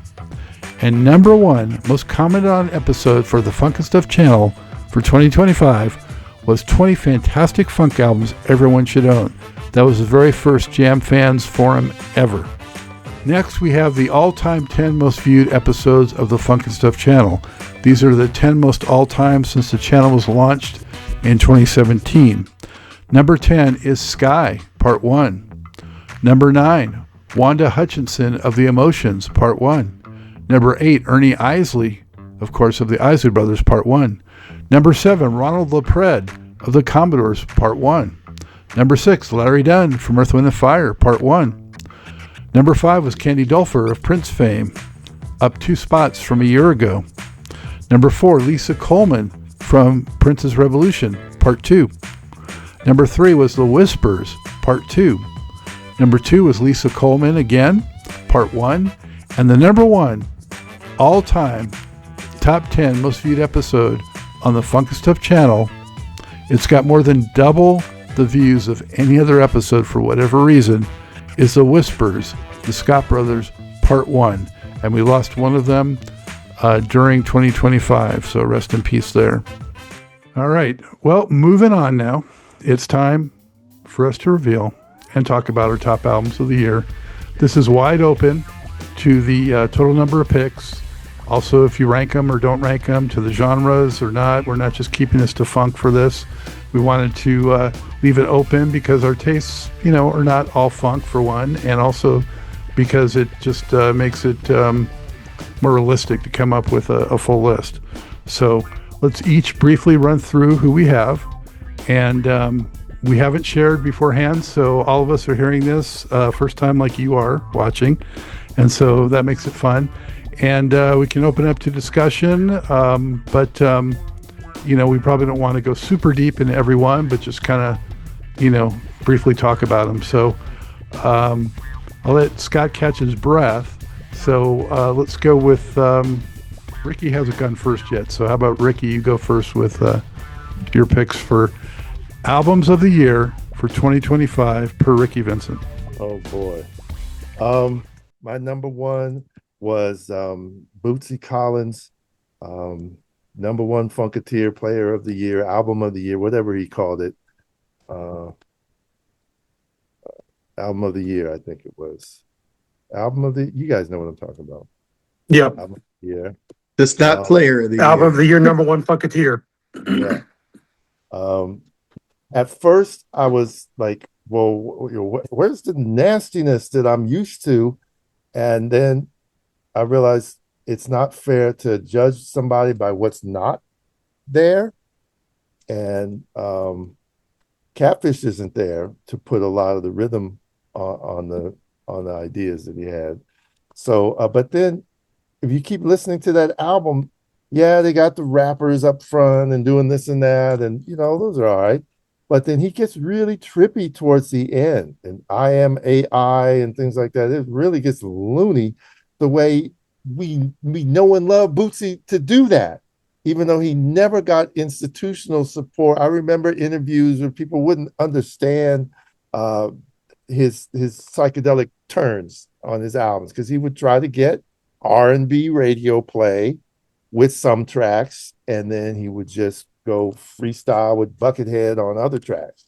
And so he does put it all together. I might have sequenced the songs in a different order, but it doesn't matter. When it all comes out in the wash, it's the bomb. So got to give it up for Bootsy, and I do almost every year because that's it. Next, it starts to get a little complicated because there's a whole bunch of, all of these are P-Funk related. The 420 Funk Mob did a record called The Emperor Has No Clones. And that was an album with put together by a Clip, Michael Clip Payne. But you hear Lige, you hear Danny Bedrosian, you hear those folks, but then you hear a lot of just edgy, grimy, dirty dog, stank, hump, funk, the way it's supposed to be done. And for that, I just have to bow down for them for that, even if it's, not as polished or as even as maybe someone might have expected. But, who's going to carry the weight? Some people are trying to get slick, and that was not anywhere an aspiration by those guys. They kept it dank and stank, and so much love and respect to them for that. My next one gets into more of these P-Funkers and that is Tyree Parks. He calls himself 13, and he has an album called Psychedelic Therapy, and it is one of the looniest, uh, just delightful, delicious albums because he's in the band. He's one of the guys on stage in the third generation, and he's in there. And he sings about a lot of that. The third generation, I want to be on the mothership forever, and blah blah blah. Blah. And it's relentless, the nonstop manic thing that you get with that younger generation. A lot of us go to P-Funk shows, and you're like, I don't know who those crazy guys are in front, but they're raising hell in between the OG jams we want. But he brings it.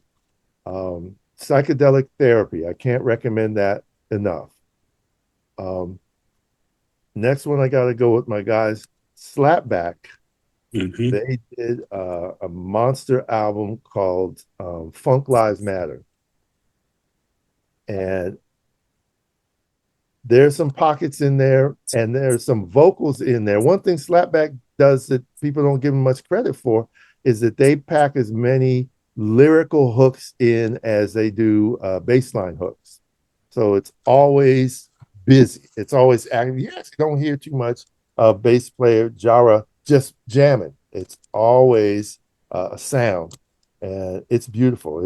I can't get enough of that, and the fact that they're recording it all because Jara had some deep health issues for a while also, and so the fact that they back Funk Lives is a big deal. Actually, Funk Lives Matter from Slapback. Phil, my guy, PTFI, he did the album Project 2025 is Upon You. And it's got all of his kind of patented big thump, hump. But his stuff we all know is clean and dirty at the same time. So Project 25 is Upon You. But it's all instrumentals. And he says he's got something new coming around the top of the year. So I'm looking forward to some of that. Another band that did a lot of things with their opportunity to give up the funk was the Mother Funkaholics. Mother Funkaholics, MUTHA Funkahol X. Funkaholics. Yeah, Scott knows what I'm talking about. What's the name of it there, Scott? Do you have it in your hand? Taste of Funk. Taste of Funk. Taste of Funk.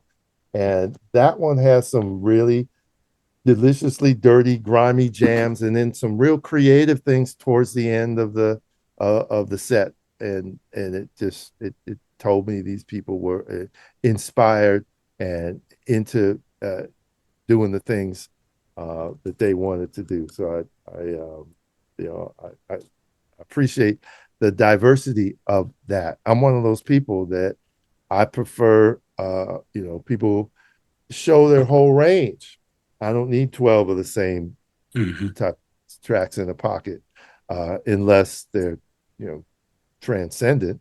Just recently there was an album released by Lettuce. It's called Cook.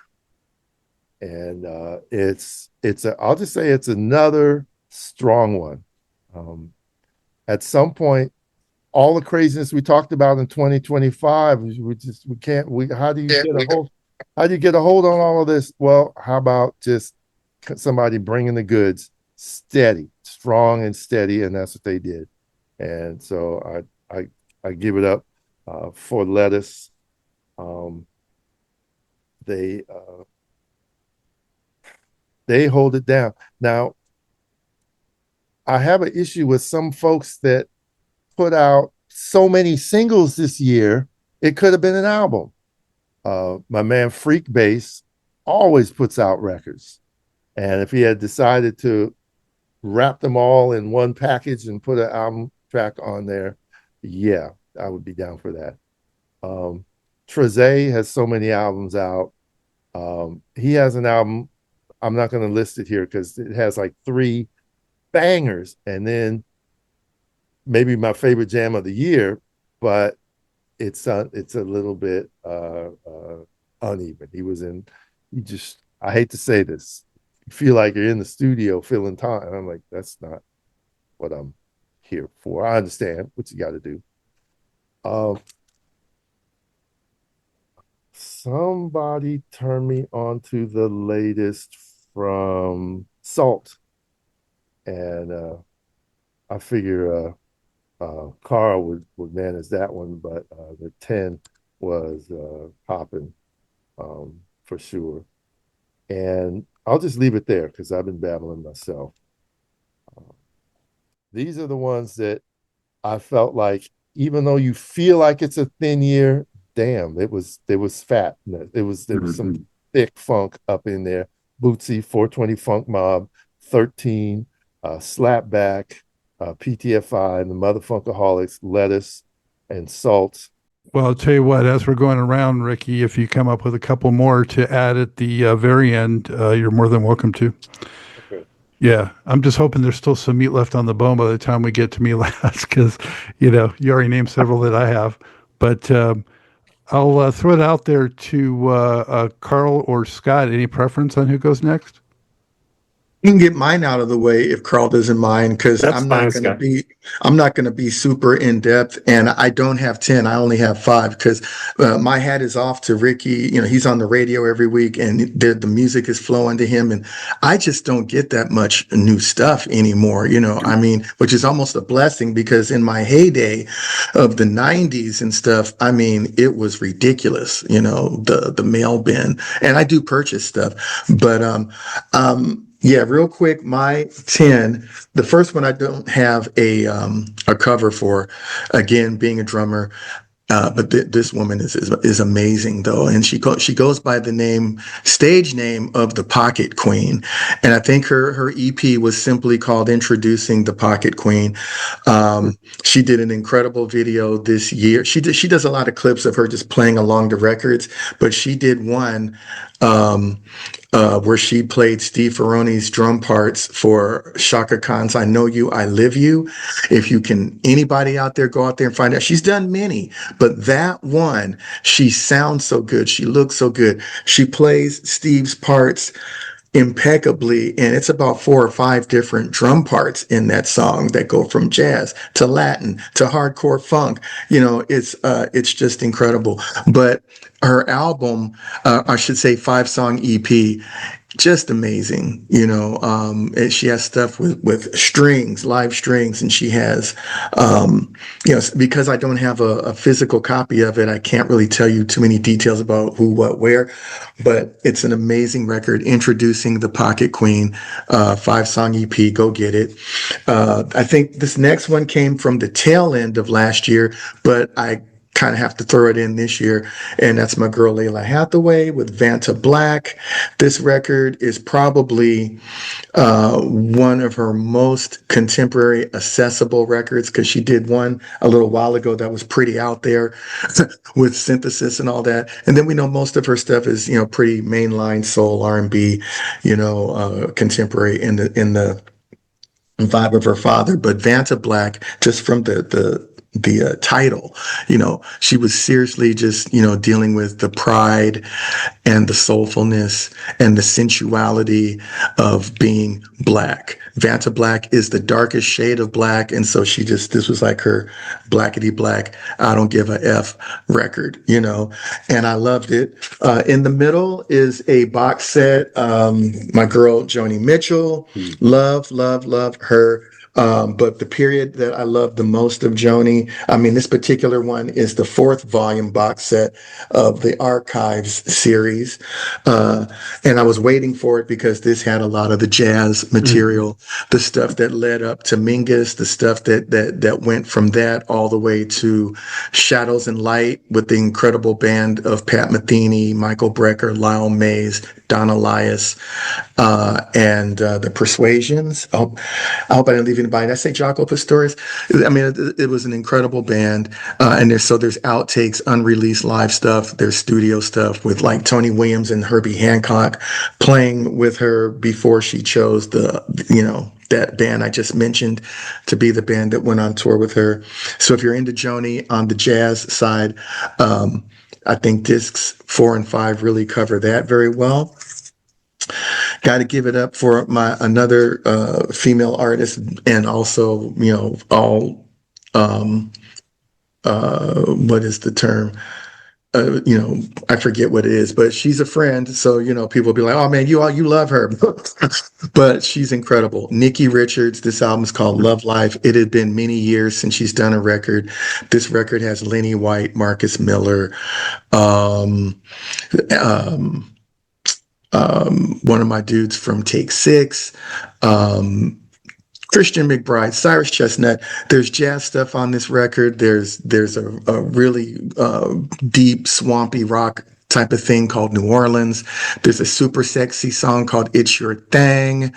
Um, a beautiful ballad called Heartstrings, which is actually really funky and has two different bass lines, and there's violin in it. She's using the metaphor of stringed instruments about how somebody keeps plucking on her heartstrings. So you got violin, cello, viola, guitars, bass. It's brilliant. And she does a beautiful cover of Joni Mitchell's, oh my goodness, Sweet Bird. Yeah, Sweet Bird. 8 songs, amazing. Number one final album of the year is not a reissue, but something that criminally sat in vaults forever and a day. War Live in Japan. Oh yes. I mean, War's records, their live albums, right on. Okay, my man Scott got the vinyl. Come on, man. The original live record they did in 72 was so disappointing to me. I'm not even going to say it just was. I never really cared for that record. It was like a big, long jam of whatever. And then they did another live album in the early 80s, I think, called The Music Band Live. That had, but some of the original members were gone by that point.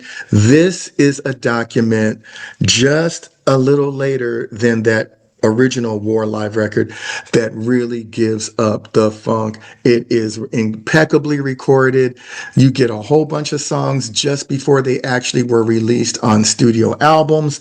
I mean, you get great versions of The World is a Ghetto, Southern Part of Texas, Cisco Kid, All Day Music, Don't Let No One Get You Down, Lotus Blossom, Gypsy Man, Slipping Into Darkness with a Lee Oscar intro, Me and Baby Brother, and even in closing, a live version of Where Was You At? Original title, Where Was Your Ass? That became, it was an album cut on the World is a Ghetto album. It's the War magnificent original 7 live record that you have always wanted, and they finally dropped it on us, they being Rhino Records this year, Avenue Rhino. So I can't say enough about that record. I just came home, put that bad boy in my CD changer, sat in the chair, and I was in Japan experiencing War circa 73, I believe. No, 74. 1974. Incredible stuff. That's my top 5. Nice. Top 5. Yeah. So As my dudes say, yeah. You had a few there that I got to go check out that I haven't heard. So appreciate that. Yes. And all right. So, Karl, you are up, my man. All right. Thank you, Scott. And 2 tough acts to follow there, and I will do my part. First of all, Rickey hit on a number of the ones that were on my list. I actually came up with a list of 20. So I won't, I will at least acknowledge those that Rickey covered.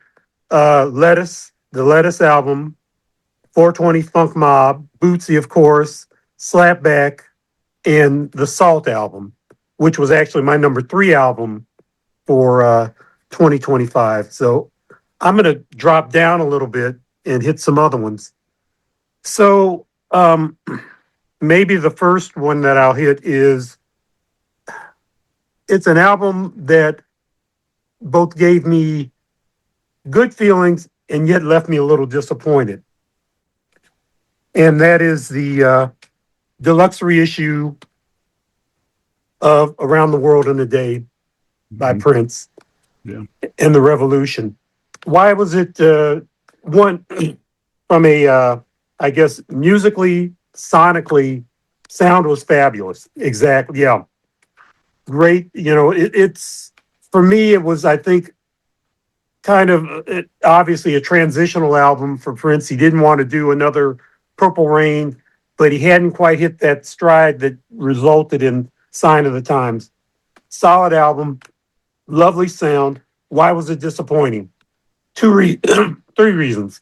Number one, where's all the bonus material? I mean, you had some 12-inch cuts, but where was the vault material? They didn't put any on here.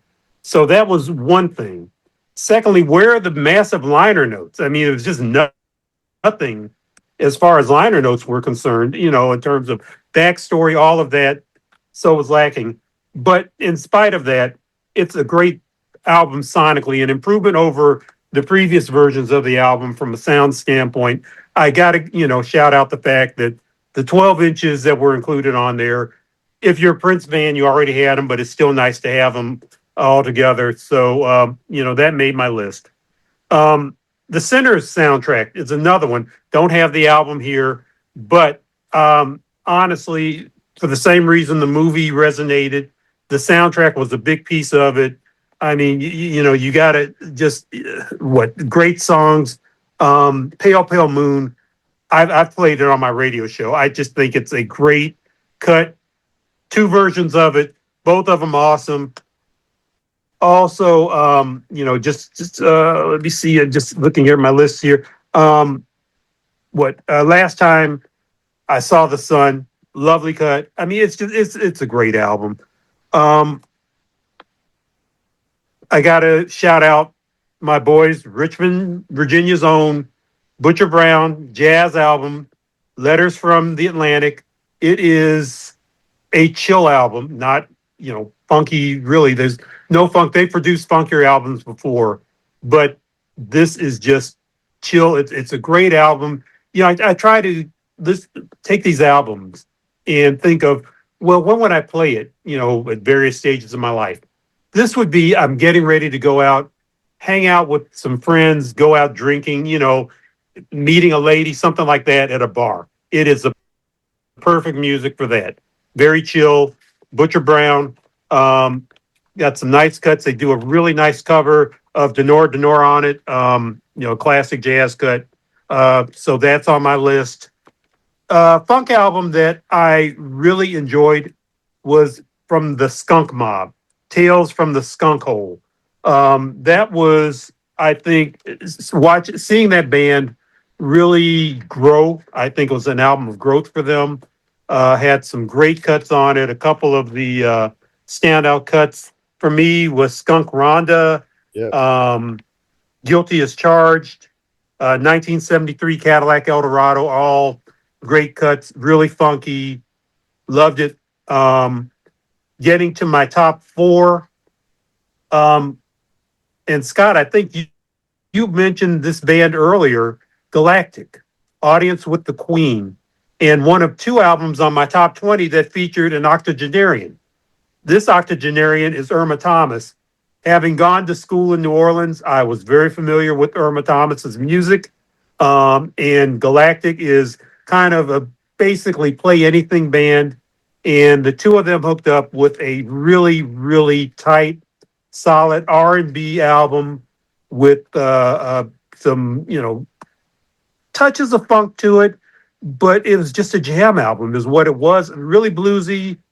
Loved it. She does, they do, I should say, a great cover of Nancy Wilson's How Lucky I Am that kicks off the album, and it just kind of sets the tone after that. So I highly recommend that. That how Number glad three I for am. me was How Glad I Am. Yes. What did I say? How lucky? How glad I am. I'm sorry. Thank you, Scott.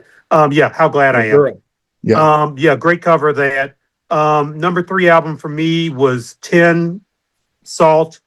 It's an album that covers so many genres, from gospel to funk to disco to pretty world music.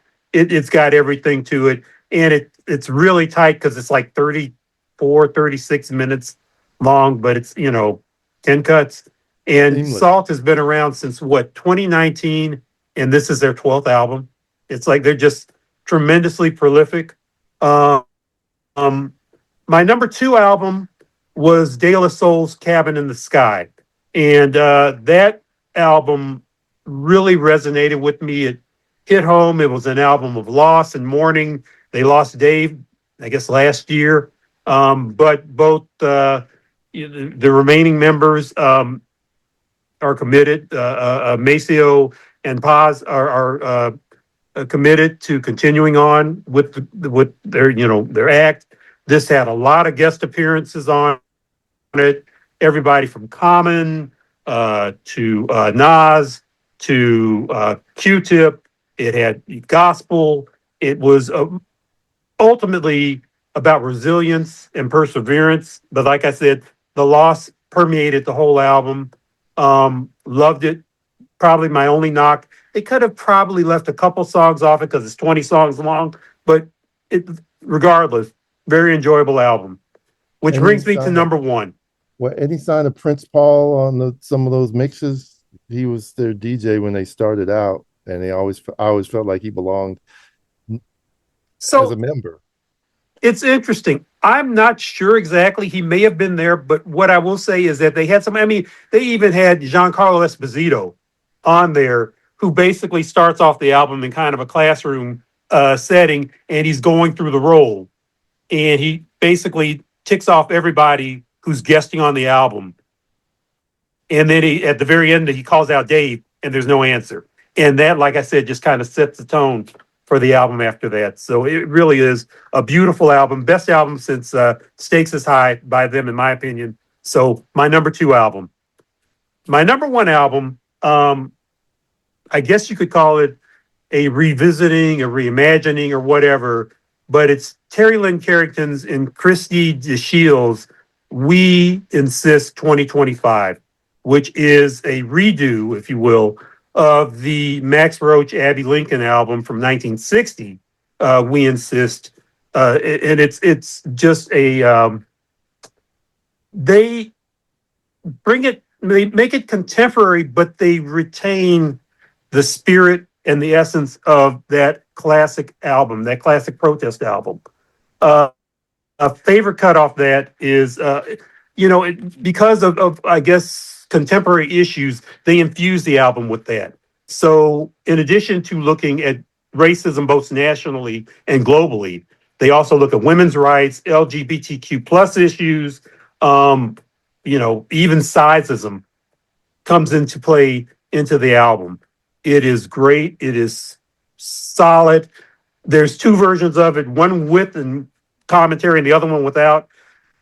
Get the one with the commentary if you check out the album, because listening to the 2 of them just talk about how the album, the original album, the We Insist album, influenced them is really powerful. They also added 4 original new songs to it.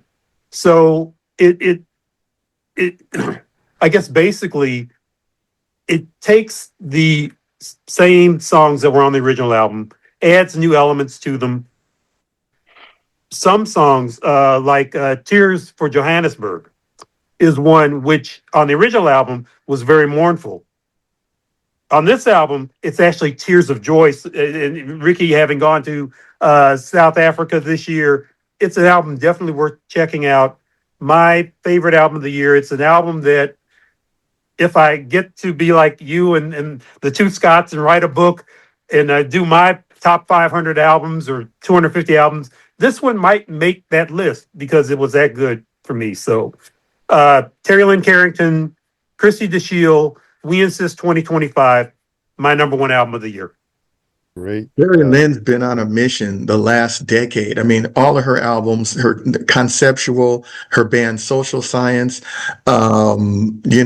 bridging, so many gaps of jazz, hip hop, and soul music, and with a deep socio-political consciousness. I mean, she's been winning awards, which is beautiful, but I mean, the albums just stand. They are amazing. So yeah, I haven't heard this particular one yet. I am a major lover of the original that Max Roach and Abby Lincoln did.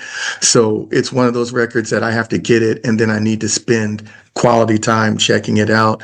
And because I was sick for a while this year, I just tuned out a lot of stuff. So it's another reason I missed out on some things. But I have no doubt that Terry Lynn Carrington album is a masterpiece. Does It truly anybody is. try to scream like Abby Lincoln did on the track? So, Driver you Man? know, okay, so they do Driver Man, they do oh gosh, I'm blanking. Why am I drawing? Let's see, just going back, Freedom Day. So they start off, of course, with those two songs, and both of them are slightly different. So, where one was maybe more mournful, they pick it up. Where one was more rhythmic, if you will, they slow it down. So they really turn the album on its head, but again, retaining the spirit, the vibe of the album, but making it more contemporary. So it really is. I mean, it resonated with me, and it's like, when my kids and I go out to the next No Kings March, before we leave, we're putting this album on. So Sounds good, my brother. All right. Well, thank you for that, Karl. Great picks, and a few more along with Ricky's that I have as well. So mine are not in order; they're in random order. I think maybe they're alphabetically ordered actually. And I did a top 20 funk and rap combined, mostly funk. But I'll just mention the ones that you guys already touched on really quick to get them out of the way. But I also had the Bootsy record, Ricky, and I agree with what you said. It is all over the map, and some growers on there, especially once you approach it with an open mind.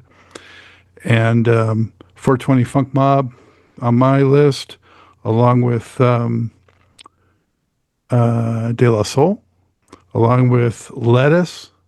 Really enjoyed that one. Mother Funkaholics, PTFI, and Skunk Mob, along with Slapback and Third Delic as well. In fact, he was I interviewed him recently. It'll be an upcoming show. And the Mother Funkaholics also upcoming show. So keep an eye out for that. And so the ones you guys picked, I think so. So the ones that I didn't hear you guys mention, I have the Bump Squad, Guilty as Funk, which is a Norwegian funk duo of all things, and they're going to be on an upcoming show as well. I have the comeback after, I think, decades of Samande with Renaissance. That was this year? Yeah. From the early 70s, kind of eclectic, jazzy, funk, world music kind of group. And to me, it's like they hardly missed a beat. The new record is really strong. I love the way it starts out with like that bass and pretty cool stuff. I had Exiles of the Nations latest, Defiance Douglas, 1983, came out in January. Had the first, speaking of another long absence, Fishbone with Stockholm Syndrome. They finally came back, and pretty solid record, I think. Spacey T, back with them. Ice Cube's companion to last year's Man Down, Man Up. Ice Cube's still one of my favorite rappers, and he brings the funk still to what he does. A new group, it's their first album, is called Leo and the Goat. The album is called Shine, and this is a father-son duo, and the father's name is, I have it here, Raphael Groton, and he's made his fame doing new age music, like 8 albums worth. And this is his first foray with his son's influence into funk, mostly instrumental, but cool stuff. You guys should check it out. That is Leo and the Goat Shine. Had bass player Rob Harper. He did Transformation early in the year, and he's another guy who just keeps the funk alive. He also had some health challenges this year, so hopefully he's feeling better. Public Enemy came back. They're on my list. Black Sky Over the Projects, Apartment 2025. I think Chuck D and Flavor Flav are still pretty authentic. And, I actually saw they're going to open up on a tour for Guns N' Roses coming up. That's an interesting pairing. Vernon Reid is on my list with his solo record, Hoodoo Telemetry. And it's really eclectic records you might expect from Vernon Reid. He's just still so dazzling on the guitar and really creative and adventurous music. If you have an open mind for that, I would say kind of in the realm of like a Bill Laswell kind of like vibe, Yeah. And this just came out last week, the new Funk Volume 1 by Tony Cam. And it's just about 30 minutes long, but it's got not only some really good funk, but also some good soul R&B type stuff on there. So check that one out.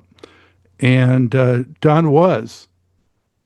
I think this is his first solo album, believe it or not, Groove in the Face of Adversity. And it's mostly, I think it might be all covers. Big band, horns, really some interesting stuff. It closes out with a 7-minute cover version of Insane, Cameo's great song. Oh, wow. Yeah. So check that one out. I also was so ambitious to come up with a top 10 rock and blues. And on that, I had, if you like blues, I thought it was a fantastic summer for blues because all these came out like from July to August, I think. And they're all really strong. If you love guitar playing and blues, Joe Bonamassa, Breakthrough. Eric Gales, who's one of my favorite guitar players, he did a tribute to his younger brother who passed away some time ago, Emmanuel Gales, also known as Little Jimmy King. And I think this is as good as anything Eric Gales has ever done.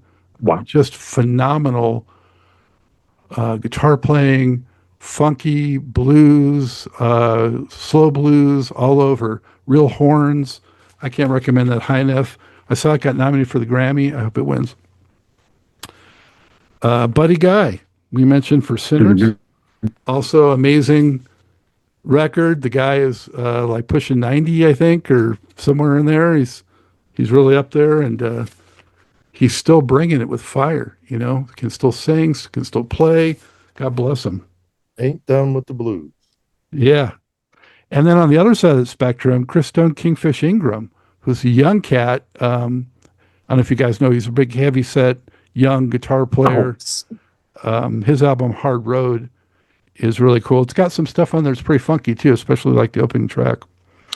I discovered a group out of the UK thanks to the Tiny Desk concert on PBS. You guys ever check that out? Mm-hmm. I think it's a cool way to discover some new acts that are kind of eclectic and you may not otherwise be hip to. And one of those I was exposed to for the first time was the Nova Twins. And they had an album called Parasites and Butterflies. It's two women, and one plays the bass, one plays the guitar. The one that plays the bass plays like the fuzzed out bass all the time, like Bootsy does sometimes, or Larry Graham does.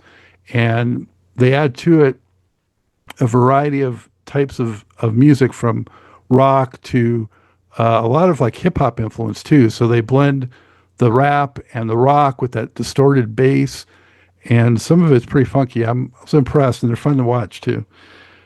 Jackie Vincent is a guitar player, young guitar player. She put out the Love Anthology, very talented. Black Crowes had a super deluxe reissue of the Omarica album, and 3 discs, an unreleased album, and also live material on there, and a bunch of unreleased stuff. So that's pretty cool. Deep Purple, I think I had it here.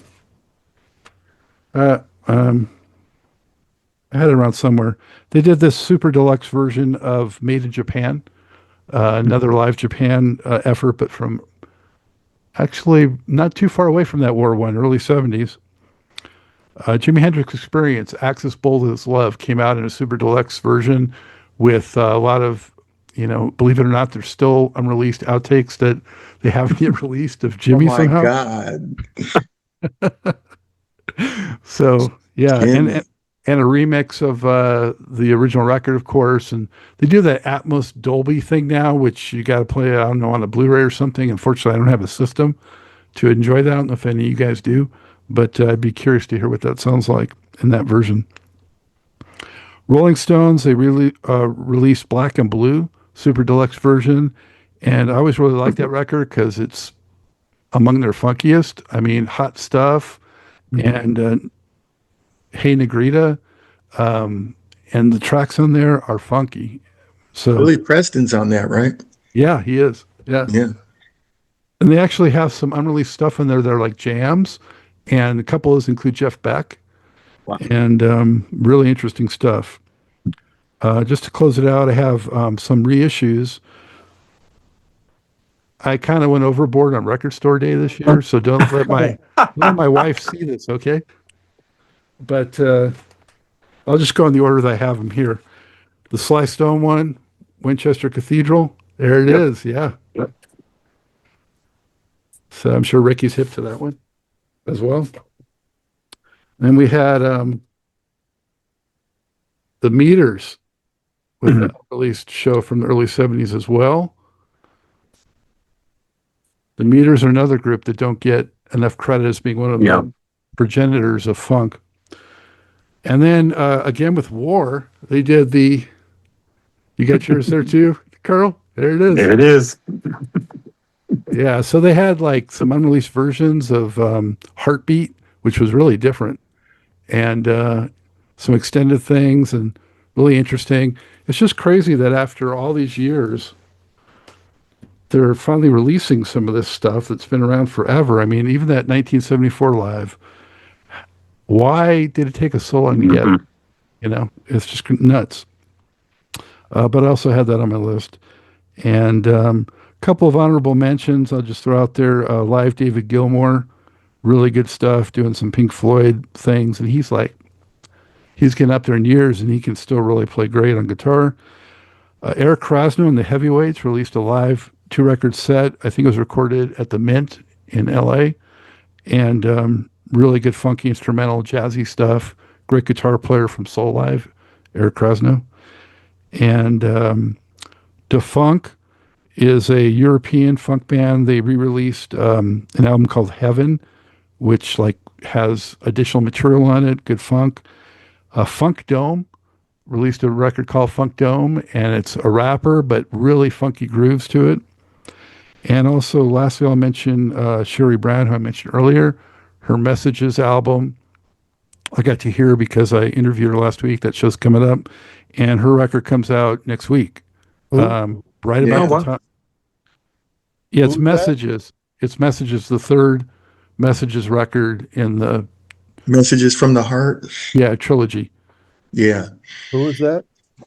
Sherry Brown. Sherry Brown. Yeah, it's soul. It's R&B. It's a couple of tracks are a little funky. It's got a good variety on it. But I think Scott, you've done like liner notes for several of hers, right? Yeah. I've heard the record as well. I didn't want to talk about it because it is coming out next week, but I would probably, just like I did with Layla, kick it into a next year. I wouldn't have enough time to really, say anything about it. Plus, I work with her a lot too. So she's been wonderful since the Capitol days. And I'm so glad that she's been back in the last decade or so doing, beautifully inspired, and inspiring music. I mean, I always call her, she's like a grade school teacher that, just keeps bringing you the light and good positive energy music. She's a beautiful soul. So I'm glad that she's still making music. And she turned 70 on Christmas Day. Wow. Family's having a very big thing for her at their home. And she deserves it. She's a lovely, lovely, talented, and purposed woman in music and community. Absolutely. And she's crossed paths with almost everyone you could imagine her name in the industry, either working directly with them or, just other interactions. So it was really fun to talk to her. Yeah. Yeah. Well, so that's my picks. I think we had a lot of commonality on some of those. And Ricky, you've had enough time now. I named some. Maybe you could jump on also, or you want to just add a couple or leave it where it is? Because most of you guys covered some the ones I didn't deal with, but bass player Nick West, that woman, she has her own kind of act, and she tours a lot, and she did a live album, Little Big Beat Studio live session, and it is a great package of her best known stuff. Catch Me If You Can, Thump Alina, she did with Larry Graham back in the day. Forbidden Fruits, he does 9 minutes of that. Purple Unicorns, he does that single, kind of Prince-ish. Nick, N-I-K, Nick West, that's an honorable mention. And I'm glad you mentioned Robert Harper. And I'm sorry to hear that he's got some of those health concerns. And this guy sent me some music a month or two ago. Oh, and I'm glad you mentioned the Bump Squad. They're a lot of fun. They're pretty consistent with the stank they bring. This guy, he calls himself Forrest Robinson's Funk Asylum, Volume 1. And I was like, okay, well, if you're going to call yourself that, it better have some wild stuff.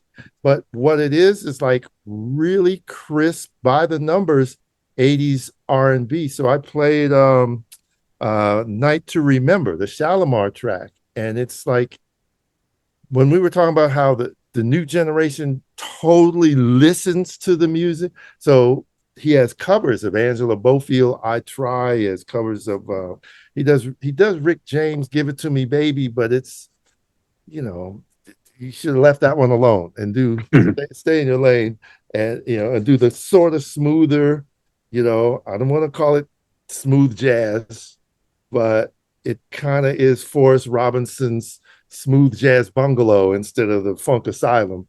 But you might look him up. He's a drummer, and he's got a lot of credits to himself. He does a version of Strawberry Letter 23. Let's see, Back Together Again, one of his club tracks. And so I enjoyed his work. So, I didn't drift off the one very much on my list, but I enjoyed Forrest Robinson, and Nick West I got a real kick out of. And I hope, if you guys haven't noticed, there are some female bass players that are just badass. Mm-hmm. Every time Mohini Day does anything, I play it on my show. But does that mean, this is more of a random thing, because some people are super prolific, but they're not making albums. They're just doing tracks or collaborations or singles or live, YouTube clips and things like that. I want to mention Mono Neon. His talent is just transcendent, but his albums just seem like they're thrown together compilations of whatever he was throwing online anyway. But other than that, the man is a super genius.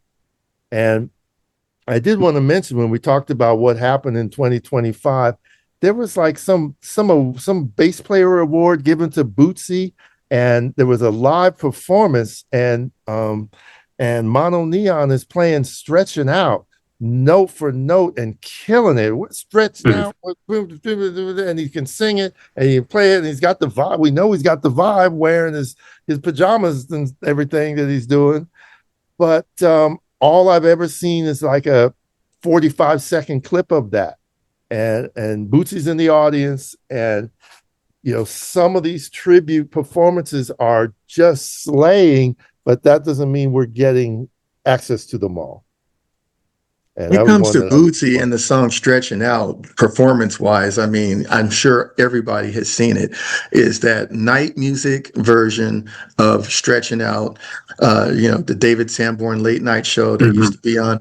Oh my God, with Bootsy and Hiram Bullock up front, and Dave Sanborn takes a solo. Omar Hakim is on drums, Philippe Say's on boards, and those two girls, Pretty Fat, were with Bootsy at the time, so they're doing background vocal. That I will never forget the first time when that aired, and I remember watching. I turned it was my VCR was a hi-fi stereo VCR, and it was attached to my stereo system, and I know I pissed off some neighbors because that was so damn funky. And you gotta listen to Bootsy up under Hiram solo. Oh man, I mean, I miss Bootsy not really being able to play anymore, but that captures him so beautifully where you can actually watch him with a TV camera right there. And what he's playing up under Hiram is about as good or better than what Hiram's playing, and Hiram is killing Yeah. it, you know? So yeah, it'll be hard for somebody to impress me playing Stretching Out, you know, but I'm gonna look for that Mono Neon clip. Mm-hmm. And I think it's a bass player awards, but I don't know for sure. It's, it came around 1 minute long, sort of a TikTok thing. I was like, wait a minute, stop, rewind, full stop, wait. Give me I want the extended play. I mean, we've The had this complete problem funk, uncut for funk. 40 years because DJs would cut off the jam right before it starts to cook, right? Yep. I've always been that guy who's like, play the whole damn record. Mhm. They worked hard to make the whole record, so play the whole record. But those days are over. I share your frustration with Mono Neon. He is a tease or something, you know? It's like, we know what he can do when he touches on here and there. It's like, yeah, I don't know. I think we need some producer to get a hold of him that will, hold his feet to the fire and make him do it right. And also, you mentioned earlier before, Ricky, freak bass. I'm totally frustrated with that too. I don't like the trickle endless. I want Right. full projects. So, yeah. So Scott, I was just going to say that I was glad you mentioned Tony Cam's album, because it did make my top 20 list. That's a really nice album, and you mentioned that it brings in a number of different genres.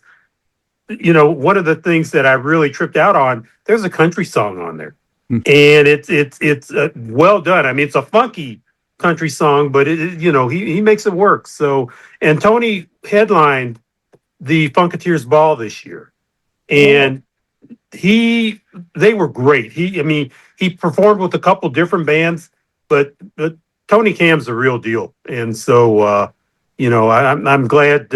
I got to get down to Lynchburg. He's in Lynchburg, Virginia. I got to get down to check him out because he performs pretty much every week down there. So, that sounds like fun. Yeah. All right. Well, so let's move toward our exciting conclusion here. Looking at 2026 at our doorstep, what musical developments do you anticipate? You have predictions, and what would you really like to see or hear musically in the coming year? And so I'll go back to Scott for that one, if you're ready, Scott. That category I was shaky on. I just hope to hear some stuff that really blows me away. Again, I don't have the luxury of you guys. You guys really have your fingers more on the pulse of all these emerging, up and coming, and regional bands. Some people send me some things in my message on Facebook and my message system, and I try to check out some stuff. But I just, in general, I'm hoping to hear more things that that blow me away. But I don't know. I don't know, man. I've listened to so much stuff in my life that it just gets to be harder and harder to really impress me. I try to be very supportive of artists and everything. I want people to continue to do the thing. Everybody deserves to have their shot. Everybody's got their little light under the sun, but I just hope to hear a couple of things. If I can hear a couple of things that really knock me on my little ass, I would be happy. That's all I could really say. I have no idea about trends or where things are going. I just hope that I can hear some things that really, make me give you the stymie face. Right on. Okay. Yeah. Thanks, Scott. Karl, what do you hope to see? What do you think you might see musically in the coming year? So, at least I've been hearing that in 2026, we'll probably get Stevie Wonder's final tour. And so hopefully he will get somewhere near Richmond, Virginia, and I will go and see him. I imagine also that Earth, Wind, and Fire is probably on, if it's not their last tour, pretty close to the last one. Herbie Hancock's touring next year, so several of the artists that I love, are probably at or near retirement. Speaking of Earth, Wind, and Fire, I anticipate that, I'm looking forward to the Questlove documentary. I think that's going to be, if he does nearly as good a job as he did with Sly, that's going to be quite the event. I keep, at least I've heard that, D'Angelo's estate is going to be releasing some material. Maybe we'll eventually get that Sade album that's been rumored for the past few years. This was actually the first year in probably 10 that Robert Glasper didn't release an album. So I'm a big Glasper fan. So hoping that he releases something next year. So, there's some things that I'm hoping that 2026 will be promising. Sounds good. Yeah, Herbie's coming to Charlotte. I'm excited about that in the spring. So, yes. I may make it down that way, Scott. Oh, well, let me know. I'll do that. Yeah. It's been like decades since I've seen him. So, all right. Rickey, what would you like to see? What do you think you may see in here in the coming year? I would like to see the volume of the creativity that is already here get another level of exposure. We've touched on a few things. The Tiny Desk touched on that, and these avenues to get recognized and remembered are just fleeting. They're all over the place. They're everywhere else. There's no Don Cornelius that is a spot that can hold down a spot where everybody knows you're somebody, in this if you make it there. And if there can be some center of gravity or centers of gravity where people can hear these things, then, people like A. Scott Galloway can kind of see them lined up against one another, or hear them sort of in a it might take months for that mix to kind of coalesce in people's heads, and then they hear somebody that rises above it all. And that's the thing. Somebody could be doing work that builds on everything that we love and talk about, but if you hear it in a empty space, in an abstract space where it's not connected, you don't necessarily notice that right away. True. It's like, hey, that's different. Those are pieces of songs I know about, and people could have had a vision in place, and we don't get it because there's no sort of auditory music community that we can all kind of connect to, and that is, to me, that's something missing. Now, having said that, live shows, as far as I can tell, are as popular as ever. Whether it's, what did you say? You saw Metallica out there? We have all these huge concerts out here in the Bay Area, the Outside Lands and the Bottle Rock. We get just people love live music. And the thing is, the funk was such a generator of that. Why does it just get ignored and passed over, and other stuff that from our ears, doesn't have all the nutritional ingredients that the funk has always brought, and people get a semblance of it and say they had a good time. And I'm not going to hate. I'm not going to be the music snob I was in high school. If you have a good time, if that's what the party calls for, that's right. That's fine. That's great. But I just wish there was a more visible presence for those of us that know it, and those of us that may not know how hungry our souls and spirits are for this funk, that they can sort of find our way there. Yeah, there's one group I forgot to mention. Listening to you guys, that is on the horizon for next year. It's kind of a female super group. They're going to call themselves the Power of Three, and that is Rhonda Smith, best known as bass player of Prince and Jeff Beck and a few other situations. Cindy Blackman Santana, who's Lenny Kravitz and Santana, and a lot of really really good straight ahead jazz on her own as a leader. And the guitar player is a woman named Orianthi, and I think she has played with Michael Jackson and a bunch of other situations. I think there's a video of her today that came out duetting or dueling with Billy Gibbons of ZZ Top. So they're all badasses, and so they're coming together to make some music. I've heard some stuff. I'm not quite sure if they are sure what their direction is going to be, because they all also write songs and sing. So, it's going to be interesting to see what the melting pot does to them once they're all together as a unit. So I'm very curious about that group, the Power of Three. Thank you for mentioning them. I'm curious about them too. I remember hearing their record was going to come out like a year ago, and I was wondering what was going on. So I hope it finally comes to fruition in the coming year. Yeah. Ricky, you got anything else?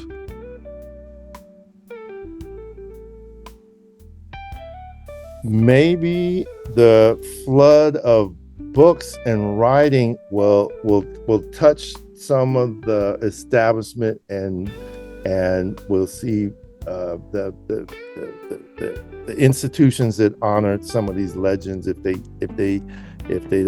can't hear the funk on the one, maybe they can read about it, and that'll wake them up. So I'm looking forward to the impact of this new format of funk lessons, and that is the written word that jumps off the page and makes you want to go and dig into the music. Great stuff. Good thoughts, Ricky. Thank you. From my standpoint, the coming year, I'm hoping I can get out to more shows. You spoke to it about, the thrill of seeing live performances. You can't top it.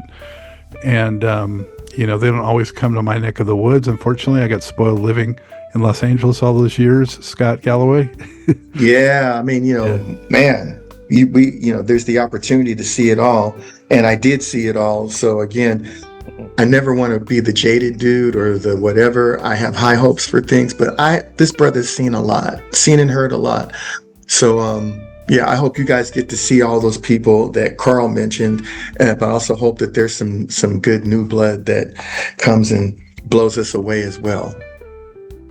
And I kind of touched on it before, but I'm really hopeful that we're going to see some, remasters, deluxe reissues of, the funk acts that we, love so much and have been underserved in so many ways, taking forever to get on CDs, not being able to find their hard copies of things, not being represented in places and forums that they should be represented.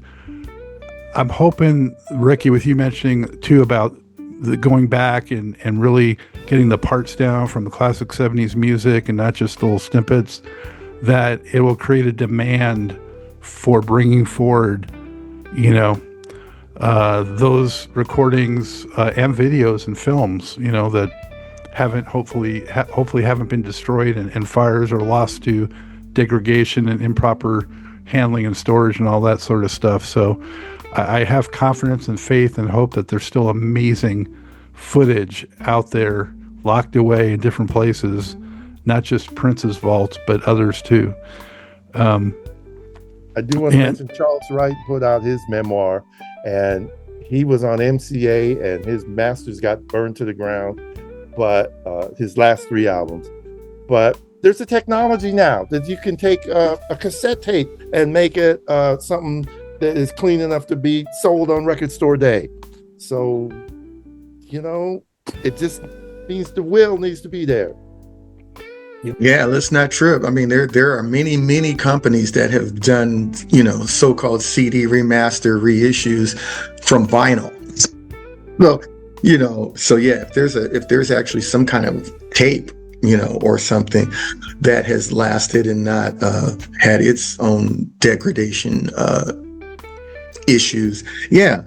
So many things can be done. That's probably one of the only, one of the most positive things for technology or AI and all that is that you will be able to fix things and bring things back to life from the past.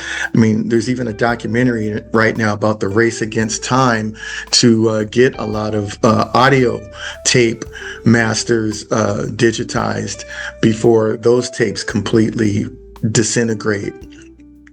A lot of record companies went to go do reissues on things only to find that the master tapes, there was a box and there was what was once tape in it, but it's not even bakeable, which is what they usually have to do. They have to bake the tape so that it loosens up and they can get one good playthrough and digitally record it so that they can do something before that tape is unusable. So yeah, I'm with you, Scott. It'd be great for the industry to really care enough about its archives to start dealing with the things that weren't big money makers or things that they thought were going to be big money makers. Now you need to just go through whatever's left in your vaults and get that stuff out, or at least get it digitized and hopefully something can be done with it, even if it's not commercial. Maybe it's just for universities or students, musicologists, but save it before it's unusable.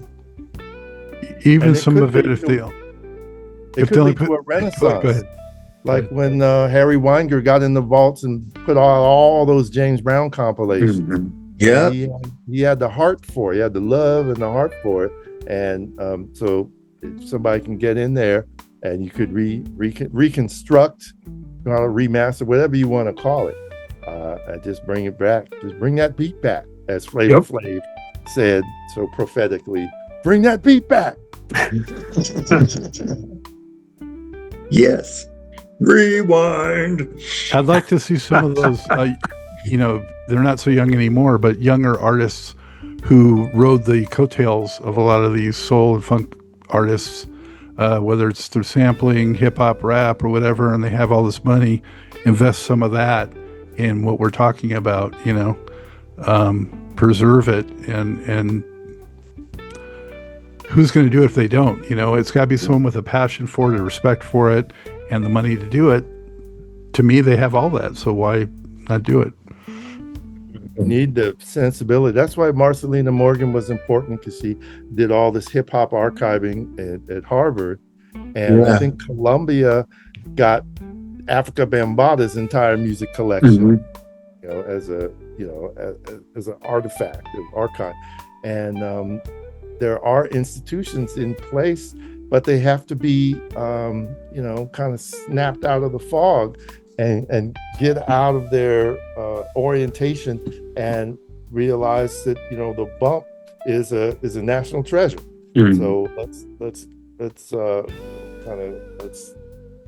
put our arms around this and give it what it deserves, and that'll sustain us through all the bullshit we're going through. Yes, indeed. Yeah. All right. Almost might be the cart before the horse, because we got to get society and the people in power changed up so that we're back to people that actually care about these things, and will put monies and invest and will open up opportunities and institutions to handle those kind of things. I mean, right now we're dealing with an administration that seriously is clueless. They do not care, about the arts. We won't even talk about the Kennedy Center and so many other things. You know what I'm saying? So it's just like, maybe our history is tragically on pause unless we're going to be doing some more Underground Railroad until, we can get, people that actually care about creativity and art and all that back into positions of power. that's very much needed. There's always going to be the Underground Railroad, though. So let me step back and say, yeah, there's always going to be a way for us to keep our stuff going and keep it alive. No doubt. Good point. Excellent point. Yeah. One thing I was going to mention before, when I was interrupting Rickey, is now with digital files, it costs next to nothing to make available, to distribute. At least in that format. For a long time it was the impediment of the cost of printing records and the packaging and all that. But now that barrier, I mean, sure, we'd love to have it in that format, but at least being able to hear it at a quality recording or version, there's really not much barrier to getting out to people now. So one other act I wanted to mention, Karl, you reminded me with those you were saying coming next year, and one that I hope comes through here in other areas, is the Word Up story, which is the former original Cameo members without Larry Blackman. Very much like the War situation with Lonnie. Wow. But they're bringing it. They sound great, just like the Lowrider Band sounded with the original War members. I hope they make it my way. I'd like to see them. You can't go wrong. One thing that is... I'm sorry, Rick. Go ahead, please. I was saying you can't go wrong with the music. I got people mad at me when the Lonnie Jordan thing and the Ward thing, and I said, but Lonnie Jordan makes good music, and even the band with one dude in there, they're playing war songs. You can't go wrong with those. But you can. Yes, you can. Oh my God! Please go see the Lowrider Band. Please go see the Lowrider Band. That's Howard Scott, Lee Oscar, Harold Brown, OGs. 3 OGs and some really good cats that have been with them for about 2 decades now. I'm not, I just, I love Lonnie Jordan, and I really wish that sometime they get back together and do something. But no, I have seen both bands live, and there is no comparison. Go see the Lowrider Band, and you'll take back what you said. It's not just nice to hear the war tunes again. It's not if they don't have that vibe. If you want the vibe, go see Lowrider Band. No disrespect, Lonnie and Jerry. Unfortunately, they don't get around nearly as much as Lonnie's group does. No, they don't. And they don't write music. Lonnie writes songs. They do, but they haven't been able to record it because they've got so many mountains to climb to be able to do what they want to do. And that's why Lonnie's in the catbird seat over there with Jerry. They get to money. They they're doing something with Tower of Power and Pancho Sanchez before the end of the year. I mean, they have the gravitas of being able to use the name War, the brand, all that it stands for. Go see. Have you seen Lowrider Band, Rickey? We tried real hard to get them to the Long Beach Funk Fest, but they wouldn't give us the deal. So I've seen the Lonnie Jordan version, and I've seen a lot of these almost what you were talking about, Karl, about the almost cameo band or the former cameo band. That's all I mean by that. It's like, hey, I'd rather hear a set of cameo, a set of these legends than just some bubblegum K-pop animated stuff that is also trying to be the old school. No doubt. The last thing, that's the important thing. Oh, I'm sorry. The last thing I'll say really quick is that, and these band, like the whatever, this this cameo reunion band, as well as Prince's The Revolution, they did a couple of tours, and that was beautiful. I want to see them go to the next level and record. I would love to hear an album of what The Revolution would come up with on their own in 2026. I would love to hear what all these incredible as individuals cameo members would do, coming back together and creating new music while still going and playing the funky hits. That's what I would really love to see. That's what I'd love to see. Yeah. Yes. Go ahead. I didn't mean to step on you, Karl. No. That's again, excellent point. I guess I was just going to add that with War and the Lowrider Band, maybe, just maybe, I keep going back to this Rock and Roll Hall of Fame thing. Maybe that's the occasion that will bring them back together. It seems to be that those inductions where these groups have had these falling out, they tend to come together on stage. Maybe that's the event that'll bring them together. I don't know. But I agree with you. It'd be great if Lowrider Band released new music. I think that's the final thing on their bucket list, is to be inducted into the Rock and Roll Hall of Fame, get that honor. Of course, they'll have to come on stage and do a song or two, but I would really like to see them get back with Lonnie and some other, whoever's going to fill in the other 3 slots, and make some amazing new music, because it's just such a waste with them being apart and having lost 3 members now, 3 OGs that are no longer here. They're gone. Charles Miller, B.B. Dickerson, and Papa D. Papa D. Allen. Thank you, Papa D. Yeah. Well, there's a good wish from us now that we came up with collectively for next year. Yeah. All right, back again to fill you in on what to expect on this channel in terms of programming for the year ahead.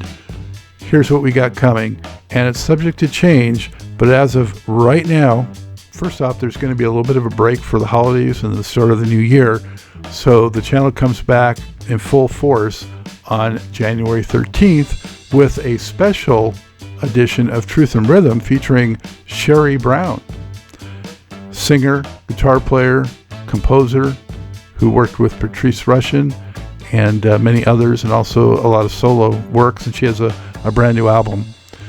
On January 20th, it's a Jam Fans Forum number 9, where we'll look at one-hit wonders. That's a super fun category. January 27th is on the One and Done number 17. It'll feature cameos, I Just Want to Be. On February 3rd, another Where'd You Get Your Funk From? Number 39, and it's going to be the Motherfunkaholics. February 10th, another Where'd You Get Your Funk From? Episode 40. It's going to feature the Bump Squad.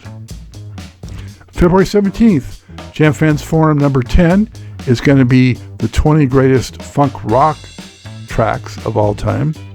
February 24th is another on the One and Done, which will be George Duke's Reach For It. On March 3rd, Where'd You Get Your Funk From comes back with Manny Killo, who was a drummer with Billy Preston and also with Graham Central Station on Ain't No Bout A Doubt It. He played on the Jam. That's him on the Jam. So that's a real fun one on March 3rd. March 10th is Where'd You Get Your Funk From? Thirdelic is coming on. And several of these were featured in the, in this show, the year-end holiday special. March 17th will be a Jam Fans Forum where we'll focus on funky rock, the 20 greatest funky rock songs of all time. March 24th, I will be on the road, so we'll take a little bit of break and you'll get to enjoy all those deep archives. On March 31st, it's going to be on the One and Done, number 19, Get Up to Get Down by Brass Construction. April 7th will be a Where'd You Get Your Funk From? Episode 43 featuring Ralph Vargas, who created drum loops that have been used in thousands of songs, commercials, movies. Really interesting story there. So that takes us through more than the first quarter of the year, and more great programming coming your way. Keep those requests coming.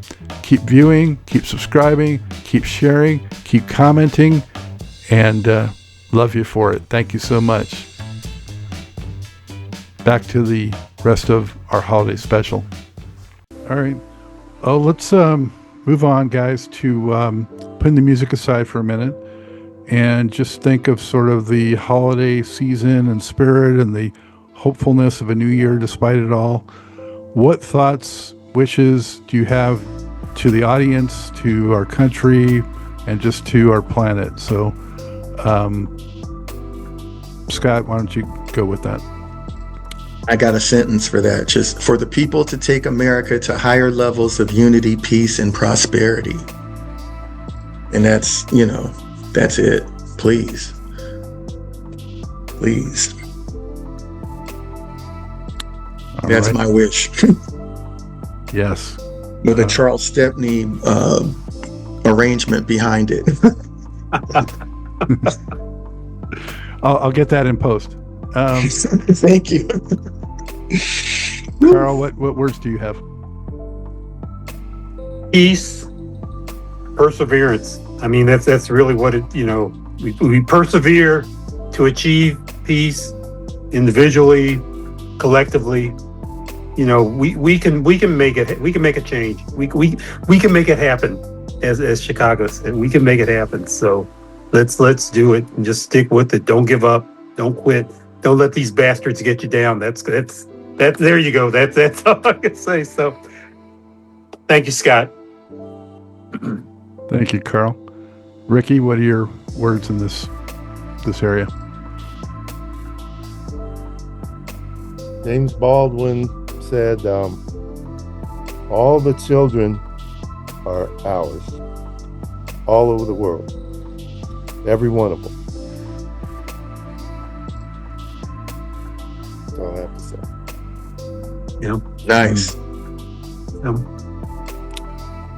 Well, I echo those thoughts, but I'm going to add something else, and that's just, health is everything. So just good health to those I care about and love, but also to the entire Funkin' Stuff community, musicians, and that make all the music that we love so much, and just kind souls everywhere. Be kind to one another and our earthly home. Please. Excellent. Yes, sir. And other than that, just for kicks, anyone, first off, do you guys believe in New Year's resolutions? I think they're healthy. I think that it's good to put something out there for yourself to aspire towards. Yeah, I think they're positive. And some years you hit it, and some years you don't. But I think it's always good to start the year with positive goals for yourself. Personally.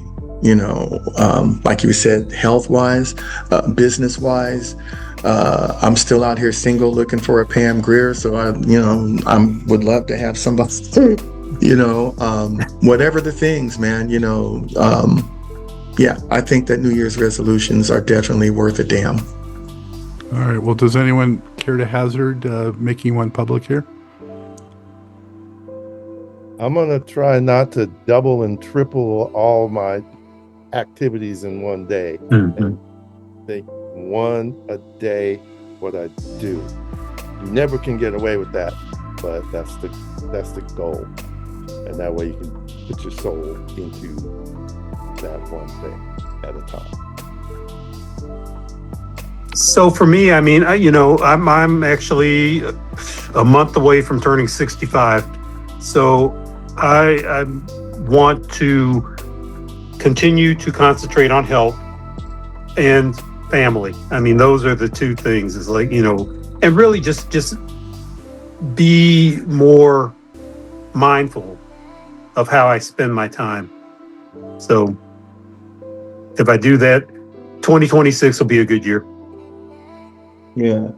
I just look forward to quadrupling my productivity because I got sidelined this year. So there's things that I had planned to do this year that didn't happen. So I need to do those next year and then some. So that's my resolution to just, as Arsenio would say, get busy.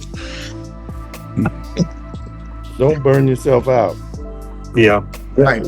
I will have to pace myself because that check engine light is a mother, so I don't want that coming on again. Yeah. No, we don't want to hear about that when we do this again in a year.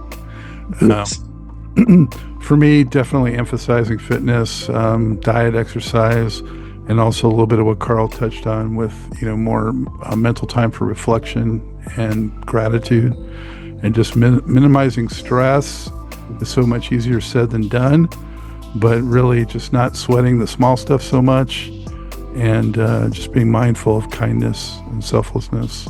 There's just resolutions I'd like to strive for and aim for, being better in those areas. So I'll put that out there here. Yeah. So Right on.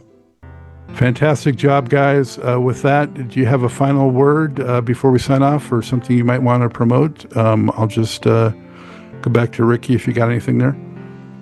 Keep the funk alive, whatever it takes, whatever the party calls for. Oh, and Rickey Vincent, the History of Funk on Friday nights.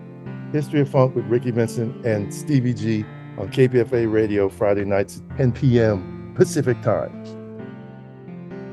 scottgalloway.net.